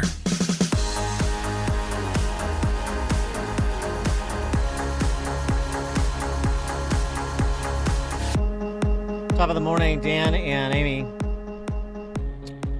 Brooke Bello was raped at 11 years old. She eventually ran away from a family that was in distress in search of anything that might stop the nightmares. In less than 2 days on the Sunset Strip in L.A., she was kidnapped, beaten into submission, forced into drug addiction, and indoctrinated into the horrific world of human trafficking. She considered suicide. Today, Brooke Bello is an author, a filmmaker, a thought leader, a justice advocate. She was awarded a Lifetime Achievement Award by President Obama in 2016 for her work fighting human trafficking. And here's Brooke Bello's message, as memorialized in a political ad I did in last year's governor's race in Illinois. My name is Dr. Brooke Bello, and I'm not a political figure. I'm a survivor. When I was a young girl, I was trafficked, drugged, and raped. The traffickers forced me to have multiple abortions. Last year, I begged Governor Pritzker to preserve the right of parents to know if their daughters were about to undergo an abortion. Governor Pritzker didn't listen to me, but I hope that you will. Is that one of the ways we should message on abortion going forward? Help tell the stories of people like Brooke Bello who've been victimized and more easily victimized because of the profligacy with respect to abortion on demand, all 9 months, taxpayer funded in places like Illinois. I don't know. I mean, it didn't win the day in Illinois, obviously. No. There were some other factors, I would say, in that race. But it was an effective ad, I'll tell you that. And we had her on the program, too, to talk about it. But if only her parents knew. If only there was parental consent. Yeah, I mean, that's sort of the thing. It's like up or down on legalization of abortion. That's not really the discussion. But to be fair to those who are jumpy within the Republican ranks, who are jumpy about abortion, want to compromise, want to do more than compromise, just retreat altogether, you can't say nothing. You have to make cases, and you have to tell stories to drive understanding of the arguments being made and the distinctions between the side, the people who are on the side of life and the people who are not. For more on this conundrum pro-lifers and, by extension, the Republican Party is facing, pleased to be joined by attorney and fellow at the Ethics and Public Policy Center, Mary Fiorito. Mary, thanks for being with us. Appreciate it. Thank you for having me again, Dan and Amy. It's a pleasure to be with you. So, the results of the Issue 1 referendum in Ohio, the electoral results in Virginia and in Kentucky, where the Dems made abortion rights a big issue. And so you know what the reaction is this morning. I'm sure you've heard it. I'm sure you're thinking about it and talking to people about it. What's your reaction about as to how we discuss, how we message this issue? Well, I mean, a couple of starting points. I think in particular what happened in Ohio truthfully doesn't represent or reflect the views not only of people in Ohio but of America writ large. I mean, you look at any poll that's been taken since 1973 all the way up until the Dobbs decision, and most Americans are really comfortable with a restriction somewhere after 6 to 12 weeks, with exceptions for rape and incest. That's really where the vast majority of American people are. What Ohio did yesterday was to legalize abortion, or as they're saying in some of the media reports, enshrine abortion up until the moment of birth. It removed parental notification. It removed parental consent. It removed a restriction on sex selection abortions. So now a baby girl can be aborted for no other reason than being a baby girl. I think the ad that Governor DeWine and his wife put out prior to the vote really was, I thought it was spot on, because he said, even if you are pro-choice, this is not Ohio. This is not what we believe collectively. All of that being said, and then of course we know there were at least 2 to 3 times more $1 million poured in by the abortion industry into the Ohio race and into the Virginia races in particular than what the pro-life movement could come up with. So we know that we were outspent 2 to 1, probably closer to 3 to 1. I think we might need to come up with a new way to talk about this issue in a way that candidates feel comfortable talking about it, in a way that the American people really understand what they're voting for. So, for example, in Ohio, they had a multitude of these television ads that talked about things like treatment for ectopic pregnancy, which has never been on the table, right? I mean, treatment for miscarriages, never been on the table in terms of making it illegal. There was one couple who had a very severely disabled child, a very deceptive ad. I wrote about this in Human Life Review, in fact, where they implied in this television ad that was massively funded that Ohio law would have prohibited them from having an abortion. And actually what Ohio law prohibited was their health insurance paying for it, because they had restrictions on what public health insurance could be used for. And, they could have had it, but the insurance wouldn't pay for it because the woman's life or health wasn't threatened. So, you had all of this working together. But again, as I'm saying, I do think we need to find a way to talk about this issue that is meeting what people's real concerns are. And that's probably going to take some digging in terms of why people voted the way they did. Well, what suggestions do you have to make change? Well, okay, so Amy, here's one of the things I've been giving a lot of thought to. Abortion is very much part of what I call the sexual economy that exists right now in the country. And this was even raised during the Planned Parenthood versus Casey decision in the plurality opinion from the Supreme Court. Justice O'Connor wrote, "People have organized intimate relationships and made choices that define their views of themselves and their places in society in reliance on the availability of abortion in the event that their contraception should fail." So women and men have organized their lives and particularly their sexual relationships and intimate relationships around abortion being available. And so it benefits men in a particular way. And I mean, we saw this very tragically in the case of Justin Timberlake and Britney Spears, where she talks about how he got her pregnant. She really wanted that child. He coerced her basically into having that abortion because it benefited him. And then he left her anyway and went and started a relationship with another woman.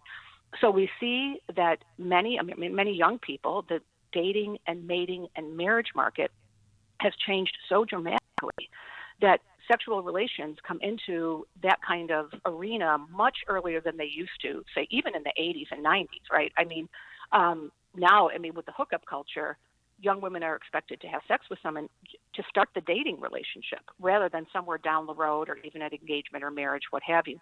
So some of that mindset needs to change as well before we're able to see the other person involved in the abortion clearly, which is the unborn child.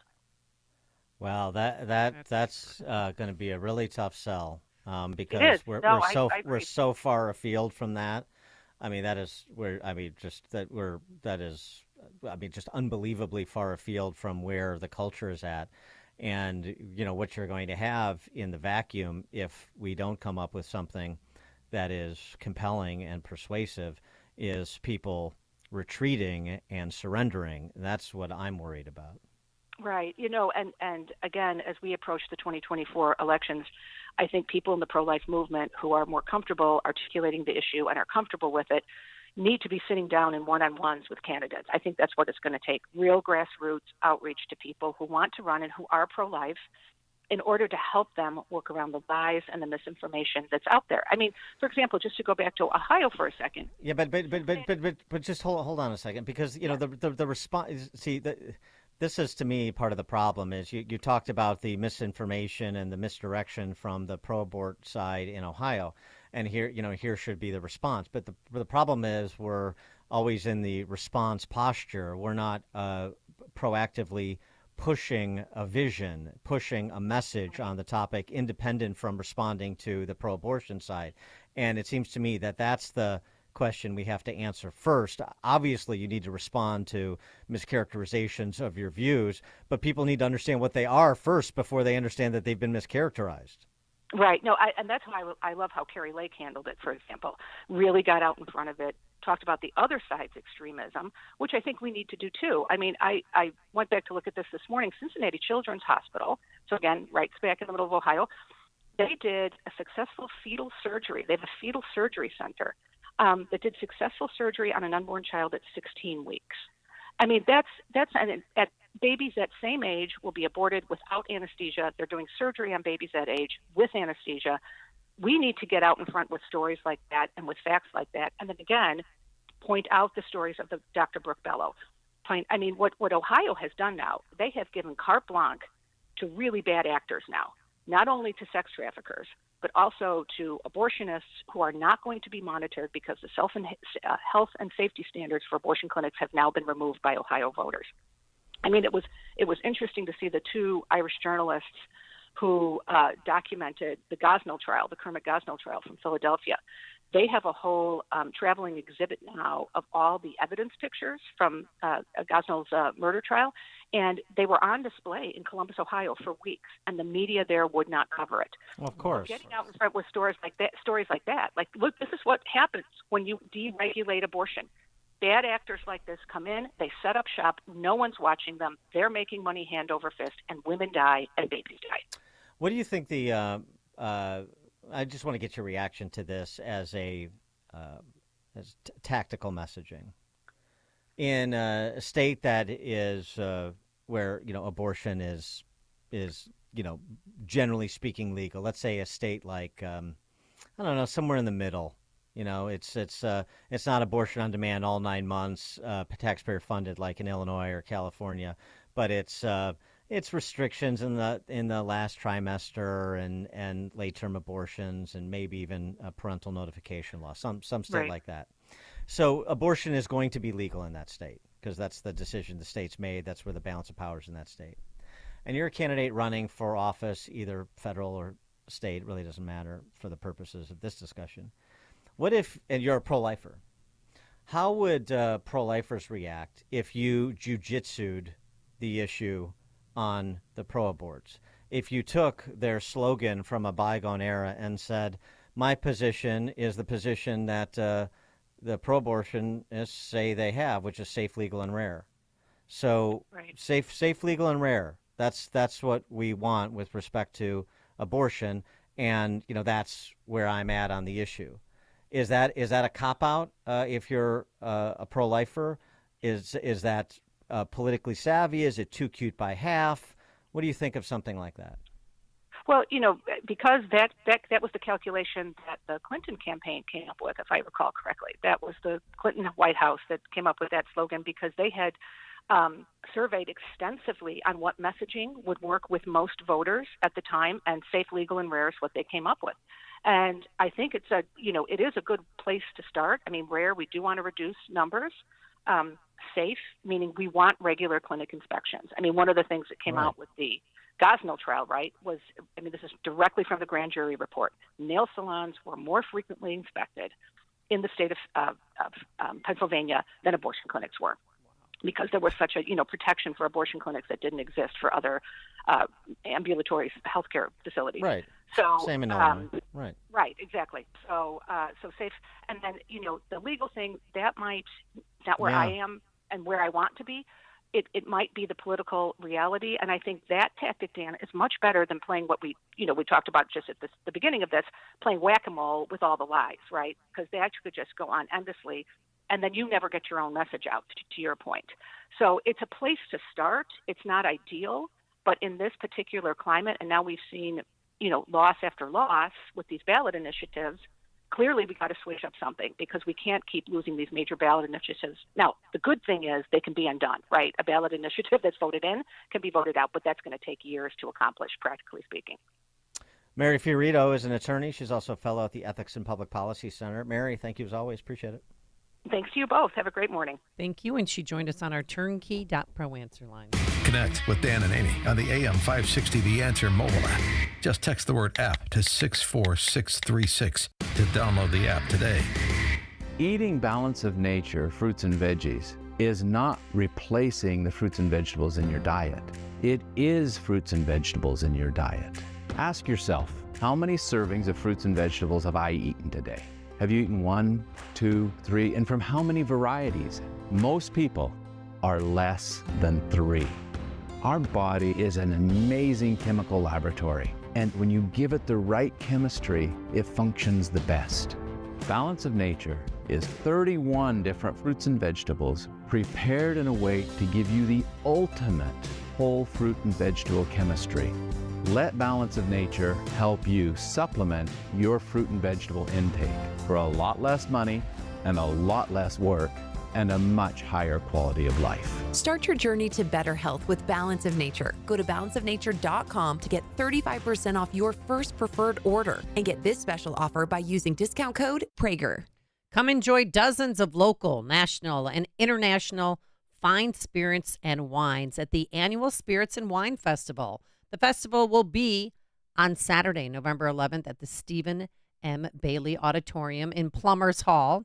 There will be chocolates, specialty treats, and handcrafted cocktails for a chance to win a pair of tickets.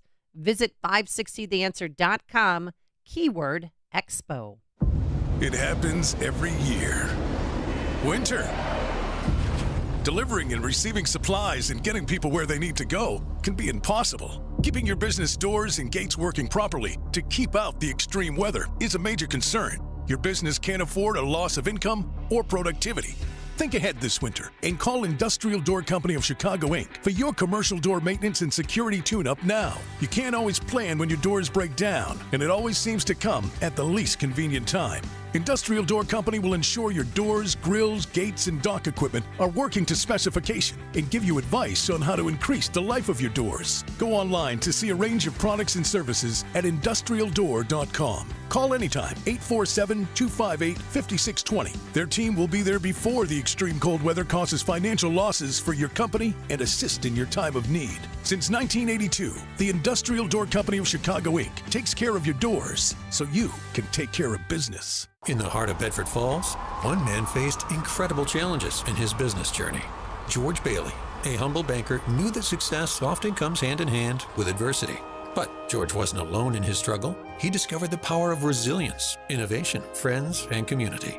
Like George, your business may face obstacles, financial setbacks, fierce competition, IT nightmares, or unforeseen crises. But remember, it's not about the challenges you face. It's about how you overcome them. At Turnkey, we understand the George Bailey spirit. We're here to provide you with the solutions, guidance, and support you need to conquer your business and IT challenges. Whether you're a small-town bank, distributor, manufacturer, or a cutting-edge startup, we believe that every business has the potential to thrive. Together, we'll build a bridge to your success, just like George Bailey did in Bedford Falls. Join us at Turnkey.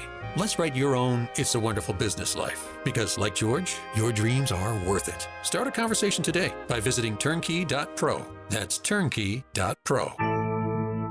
Hun, we need to stop putting off getting life insurance. I know. It's just been so busy, and I'm sure the cost is out of our budget. Well, Jen told me that they got a $500,000 term life insurance policy from Ethos for less than $23 a month.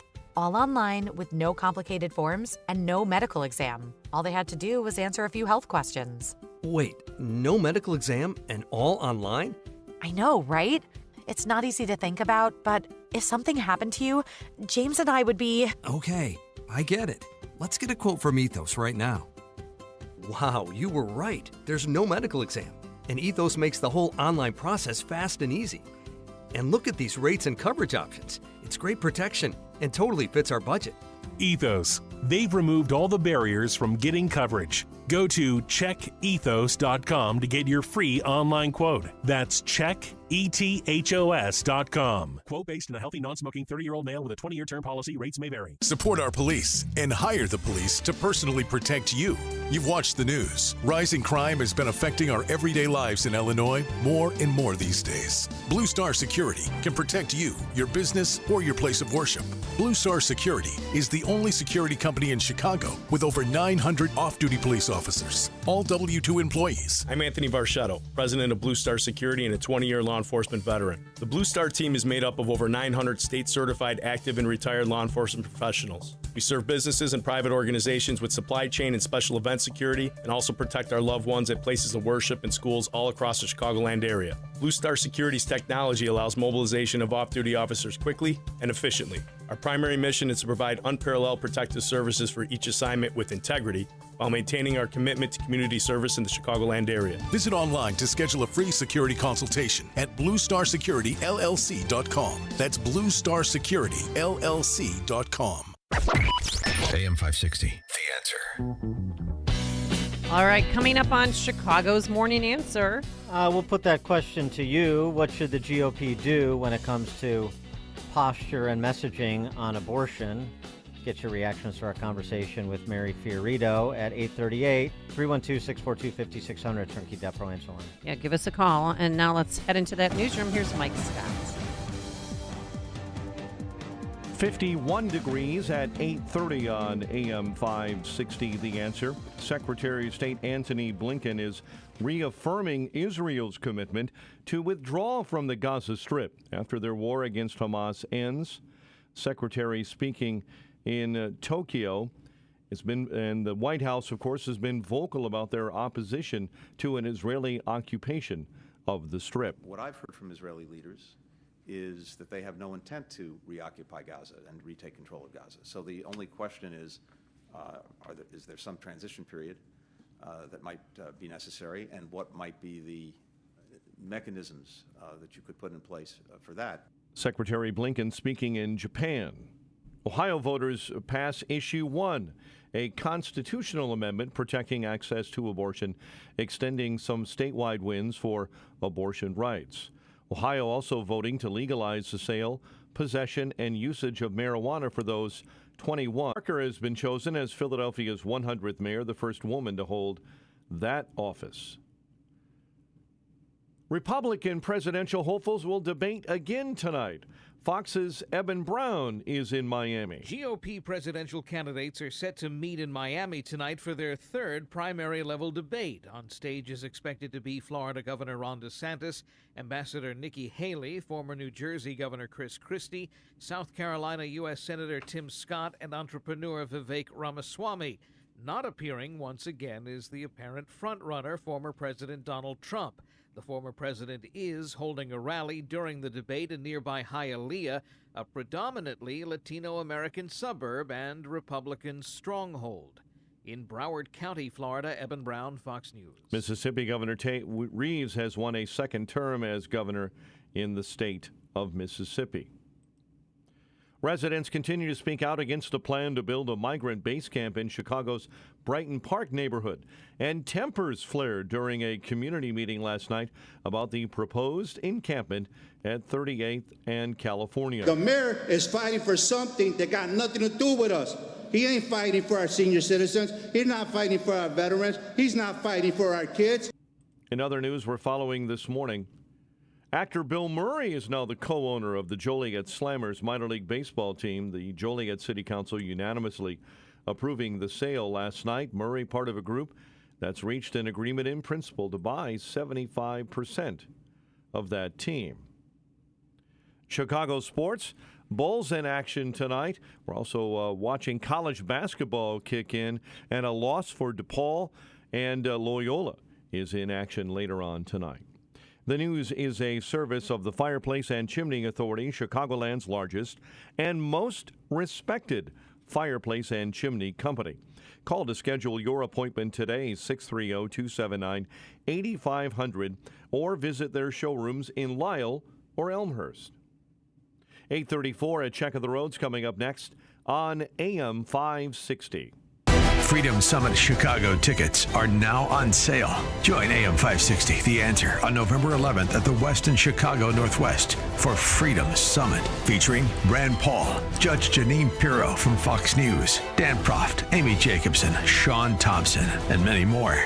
Tickets are on sale now at freedomsummitchicago.com. That's freedomsummitchicago.com. Sponsored in part by Automated Systems Incorporated, HealthInsuranceMentors.com, and by Illinois Concealed Carry Training. You've heard me talk about my love of coffee over and over again. I'm here to tell you I have discovered one of the best brews I've ever tasted, and a company that I cannot wait to support. I'm here to tell you about Bone Frog Coffee. The Bone Frog is a sacred symbol in the SEAL teams. It honors those that gave the ultimate sacrifice, their lives. Bone Frog was founded by Tim Crook Shank, a former Navy SEAL and 25-year Navy veteran. Bone Frog honors the fallen, those who gave everything for our freedoms and our American way of life, by giving 10% of all the proceeds to benefit many of the U.S. Navy SEAL foundations. Here's what I need you to do. Go to bonefrogcoffee.com/liberty. Get 10% off your first order. You will also get 15% off Bone Frog Coffee subscriptions. Just enter Liberty at checkout. Go to bonefrogcoffee.com/liberty. That's bonefrogcoffee.com/liberty. Taste one of the best brews you ever tasted. 10% of the proceeds go to benefit the Navy SEALs. You'll feel good. It's an American company. Go to bonefrogcoffee.com/liberty.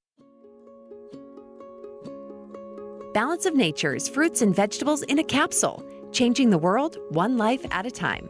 Hi, my name is Peg. I'm a wife, mother, and grandmother. Family is so important to me, and I want to stay healthy so that I can continue to do the things that I enjoy doing with all of them. I would recommend Balance of Nature. It's so easy to do every day. I feel great, and who doesn't want to feel great? Start your journey to better health with Balance of Nature. Call 1-800-246-8751 or go to balanceofnature.com to get 35% off your first preferred order with free shipping and our money-back guarantee. That's 1-800-246-8751. Go to balanceofnature.com or call 1-800-246-8751 and get this special offer by using discount code CHICAGO.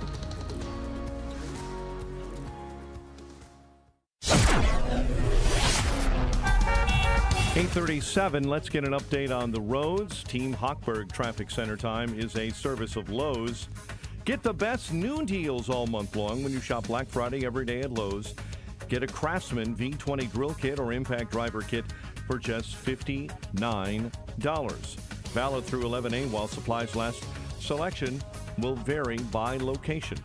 Eden's inbound 43 heavy minutes, Lake Cook Road into the junction.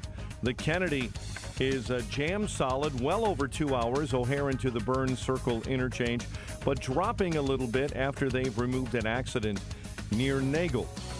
Kennedy outbound is 80 minutes.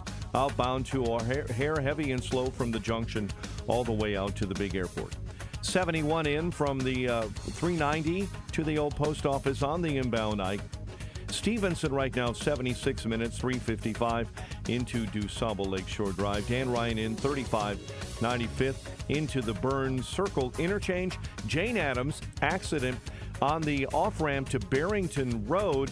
Your stop and go from Route 59 on eastbound I-90 this morning. Chicago's Morning Answer continues next. Your official Chicagoland weather forecast. Showers, much cooler to the north, much warmer to the south. We'll call it a high of 58 at O'Hare. And tonight, rain and a possible thunder shower, low of 43. Some rain and drizzle crossing the area, 50 officially at O'Hare. Your next news update is at 9. And Chicago's Morning Answer continues next on AM 560, The Answer. Now, from the Signature Bank Studios, this is Chicago's Morning Answer with Dan Proft and Amy Jacobson. America First with Sebastian Gorka, weekday afternoons at 3 on AM 560, The Answer. Top of the morning, Dan and Amy. We've been talking about it intermittently all morning. The results from last night's elections in Kentucky, Virginia, Ohio, Pennsylvania. Much of those results driven by the Democrats' focus on abortion and casting Republican candidates as right-wing extremists, taking away women's rights, and so on and so forth. So what should the messaging be? We had the same discussion after 2022. It's more complicated than just that single issue. It's more complicated than just that single issue last night, too. The particular dynamics in different states, different races, different candidates. But it's definitely an issue, and it's not one that Republicans can ignore, even within the pro-life movement. I know there's a lot of concern about this. We haven't figured out where and how we want to market and help educate candidates and voters alike about the pro-life position in the context of a post-Dobbs America. So some people want to retreat. Some people we just need to nominate pro-choice Republicans in swing districts or in swing statewide races. And others don't want to walk away from the principal position, but want to make sure that we message it in a way that's politically savvy for maximum benefit. So how to do that? Well, first of all, what to do, and then secondly, how to do what you want to do. 312-642-5600, turnkey.pro answer line. 64636DA, turnkey.pro text line. I'll tell you one other thing from our conversation with Mayor Fiorito, who's very sharp on this topic. I mean, from every aspect, legally, politically. I mean, she's not in a ivory tower somewhere. She's on the ground. She's very involved with the Women's Center, which is a pregnancy care center in Chicago, and so forth. So she walks the walk. She lives her values, and she also lives in the real world of the political environment too, as you heard from her. And there's some arguments that I think people don't think about that are thoughtful, but I also don't think move the needle. So, for example, she mentioned the Justin Timberlake, Britney Spears thing. And we mentioned this before in the conversations about abortion. Oh, one of the things that Abortion on Demand does is lets guys off the hook. You incentivize irresponsibility among men. And he even brought her to his house to have a private abortion. Lined up the doctor. Right, and so there's that's a thoughtful consequence. I mean, that's thinking through the consequences, and that is one that people don't give much attention to. But I just don't think that it matters. I mean, what do you see in our culture that suggests anybody wants to hold anybody accountable I'm talking about we're talking about swing voter populations. Not talking about, conservative Catholics or Christians or Jews or Muslims that say this, I believe in these things, I want my family. We're not talking, that's not the electorate, the slice of the electorate we're talking about. We're talking about the 10% squish in the middle. Or frankly, the dyed-in-the-wool Democrat voters, even though you sort of scratch your head as to why they are. Where do you see a push for male responsibility? I mean, we don't even hold fathers accountable to stop their girls from playing sports with boys and risking injury. Saying, no, we're not doing this. We don't even hold adult males responsible to protect their daughters, if we're being honest with ourselves. So the idea, you may think less of Justin Timberlake after hearing that story, but the position of the women is, well, then that's even more reason why Britney Spears needs to have the option to abort the child. And Britney Spears' mom, that's even more reason why I want my daughter, because these profligate men and so on and so forth.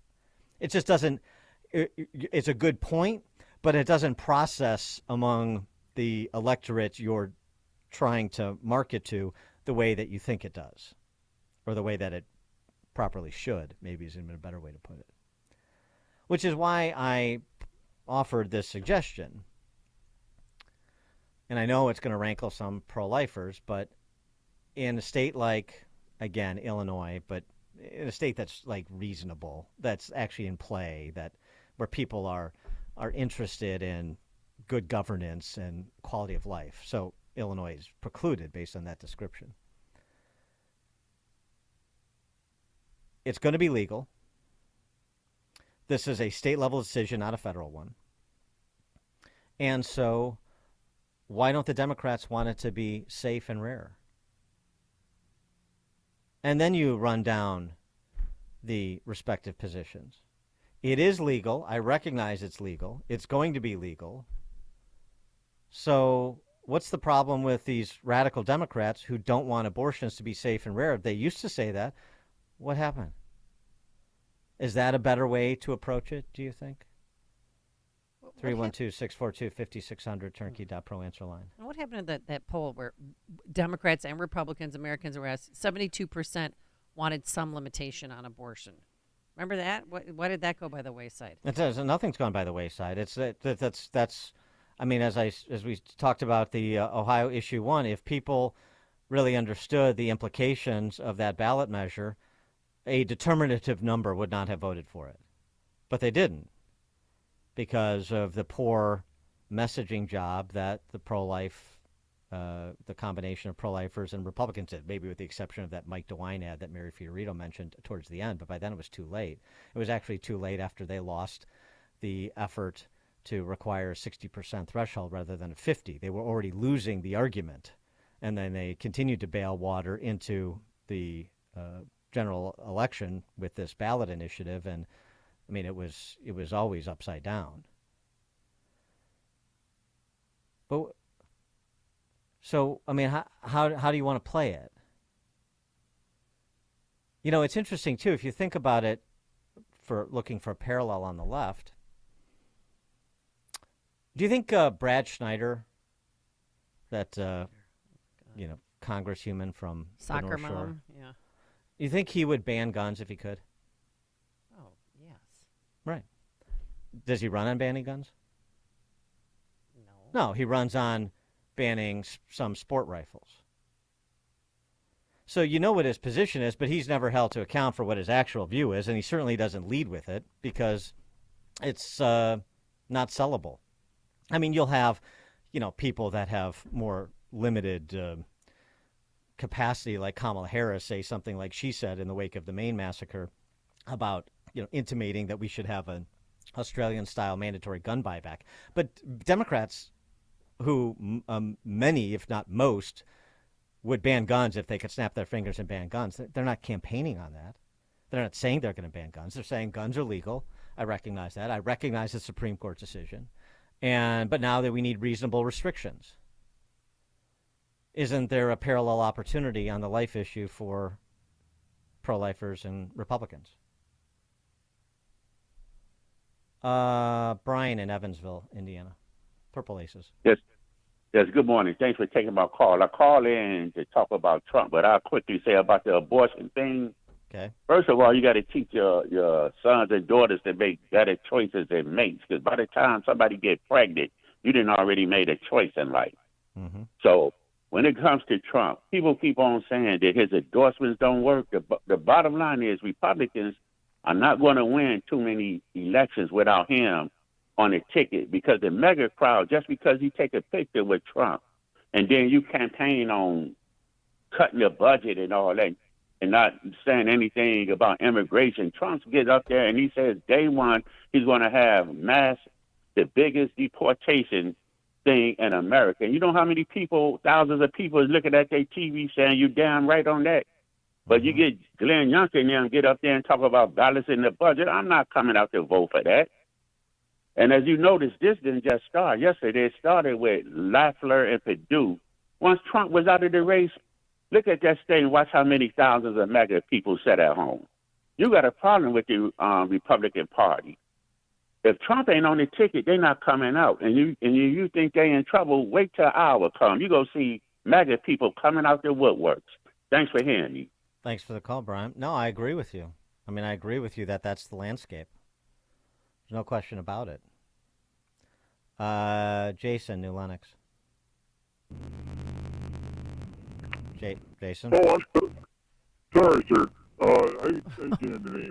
See, opposite of the Munchkin line. Oh, Jason, you know what? Sorry, call back. We got a technical problem with that line. I thought that was Jigsaw calling me. It went from Munchkin to Jigsaw. Yes. Hi. Jim in Northwest Indiana. Hey, Dan. Hey, Amy. Hi. How are you? All right, go ahead, Jim. Hey, I haven't been any more depressed other than after 2022. I think you were hitting on the right note, Dan, towards the end for the last 5 minutes or so. It's all about accountability. I have two daughters who grew up in a Catholic family and went to college, and they almost had to keep their own views closed to themselves, because they would sit in discussions with girls who were talking about Plan B and talking about abortion, how angry they were when the Dodd ruling came down, and they voted on strictly that issue. And if we don't figure out a way to message this, we're going to get beat again and again, because the youth vote, the younger people have figured out that they can affect elections. I mean, just look at the turnouts that you saw on the TV yesterday. And to me, it's, I just can't believe that all these other things aren't more important than, wanting to sit down and smoke weed and, and see how many kids you can abort, which seems what Ohio decided yesterday, that's their next fun activities to do, and nobody wants to be preached to about morals anymore.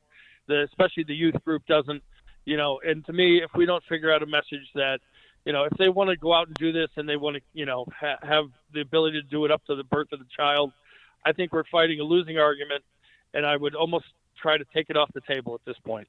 And, every time we try to put something up to restrict it or to have people see how morally it's wrong, we're just getting punched in the mouth. And I don't want to keep losing elections and lose the country, which is after this morning I woke up and seeing the results, which is exactly what I think is happening. And it's to the point where I'm so disheartened. I'm going to start not listening anymore, because it doesn't seem like that. This seems like nothing changes it. That you could show them all the aborted fetuses, you could show them all the things that are wrong about it, but nobody wants to listen. We took God out of the schools, God out of all the places, and morals out of everything, and this is what we're left with at this point. Yeah, thanks for the call, Jim. Well, let me just say something to that.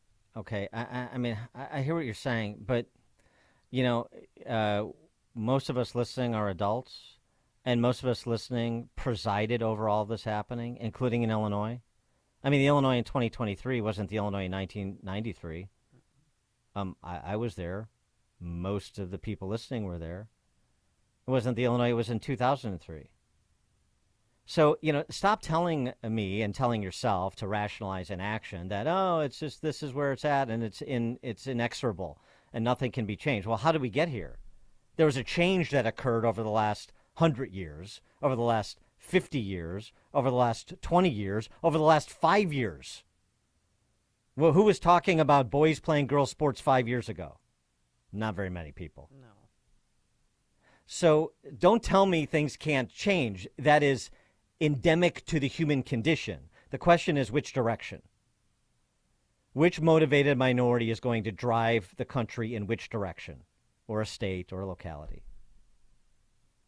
The throwing up your hands to describing the landscape that we all presided over, the deterioration of it that we all presided over, is not particularly enthralling. And by the way, with respect to young people, they want to be considered good people. Young people are interested in character formation. Not everybody, but generally speaking, kids want to be disciplined. All cliches are true. They want boundaries. They do. People want character formation, but you have to provide it. In the absence of it, and you have all of the cultural messages that say, grow up to be a man without a chest, that's what will happen. So I disagree with the idea that you can't make right and wrong arguments, call it moralizing, whatever you want to call it, right and wrong arguments. This is right, this is wrong. This is the way you should live, and this is the way you shouldn't.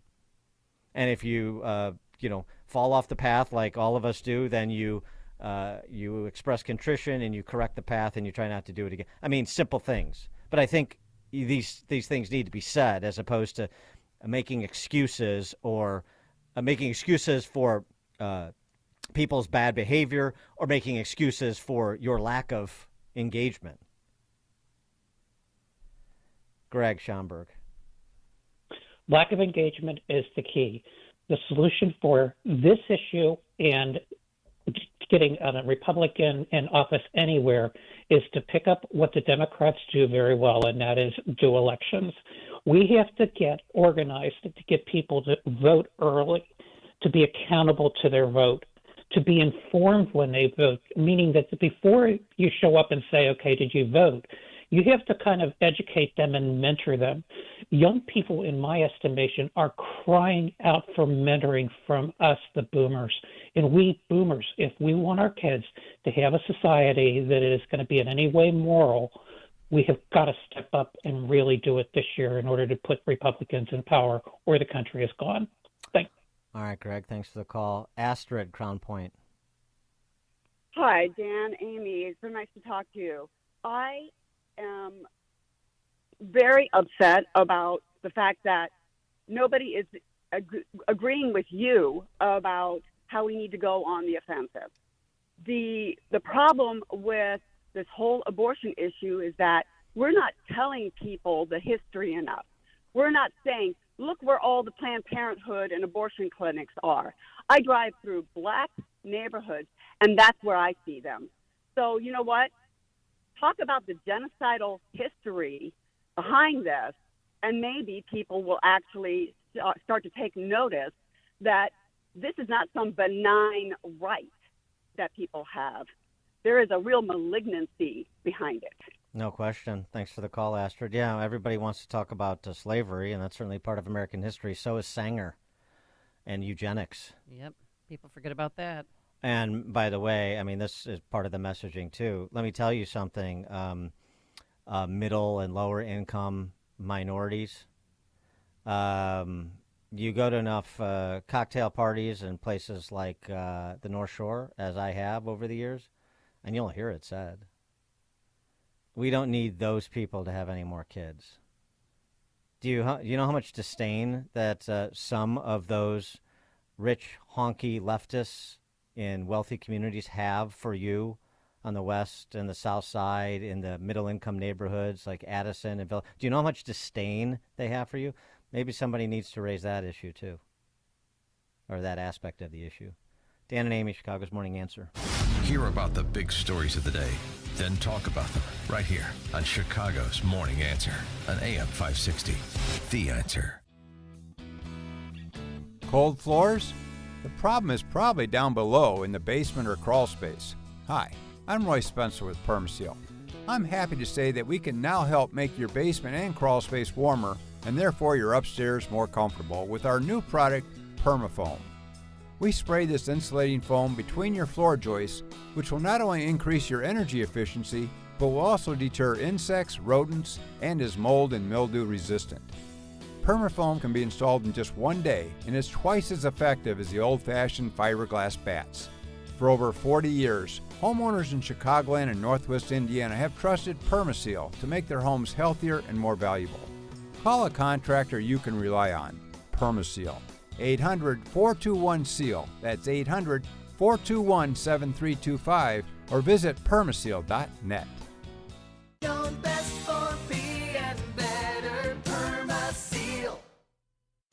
A great smile can make you feel happy and confident. So when you consciously conserve your teeth, that glowing smile will show through. At Best Dental Group, Doctors Economos, Gavalis, and their staff are ready to help you create that perfect look or maintain the one you have now. Along with general dentistry, Best Dental Group is a multidisciplined practice with an orthodontist, periodontist, and prosthetic specialists on site. They use the newest breakthroughs in dental technology, such as titanium implants, Invisalign clear braces, and laser treatments. Don't let fear get in the way. They can recommend sedation to make your experience as comfortable as possible. Best Dental Group is located in historic downtown Bartlett and is a multilingual office. Call 630-830-4930. That's 630-830-4930. Or visit bestdental.org. Best Dental Group, sharing your conservative values and helping you to conserve your teeth. AM 560, The Answer. All right. Thanks so much for making us part of your morning. Thanks for participating in our conversations. As always, we really appreciate each and every one of you. And if you haven't called in, give us a try. Call in tomorrow or the next day or the next day. Thanks, Show up to Freedom Summit. Yeah, show up for Freedom Summit. I think we still have some tickets available. And thanks to Justin Kosick, our our technical producer, and Quinn McCarthy, our executive producer. I don't want to get that wrong. We'll be back here bright and early tomorrow morning at 5 a.m. Now let's head into that newsroom. Here's Mike Scott. An Illinois state trooper is back home after being shot last month in Springfield. Chicago voters will decide whether to authorize the city council to raise the real estate transfer tax to fund the mayor's plan to house the homeless. And Chicago Alderman Carlos Ramirez Rosa avoids a city council censure. WIND Chicago News Time. It's 9 o'clock. It's a public reprimand. I'm Dave Anthony, Fox News, for Democratic Congresswoman Rashida Tlaib, censured by the House over her comments at pro-Palestinian rallies. After a long string of anti-Semitic remarks and hate-filled rhetoric, censure is an appropriate consequence. Congressman Max Miller and most other Republicans voted in favor, along with 22 of Tlaib's fellow Democrats. Tlaib contends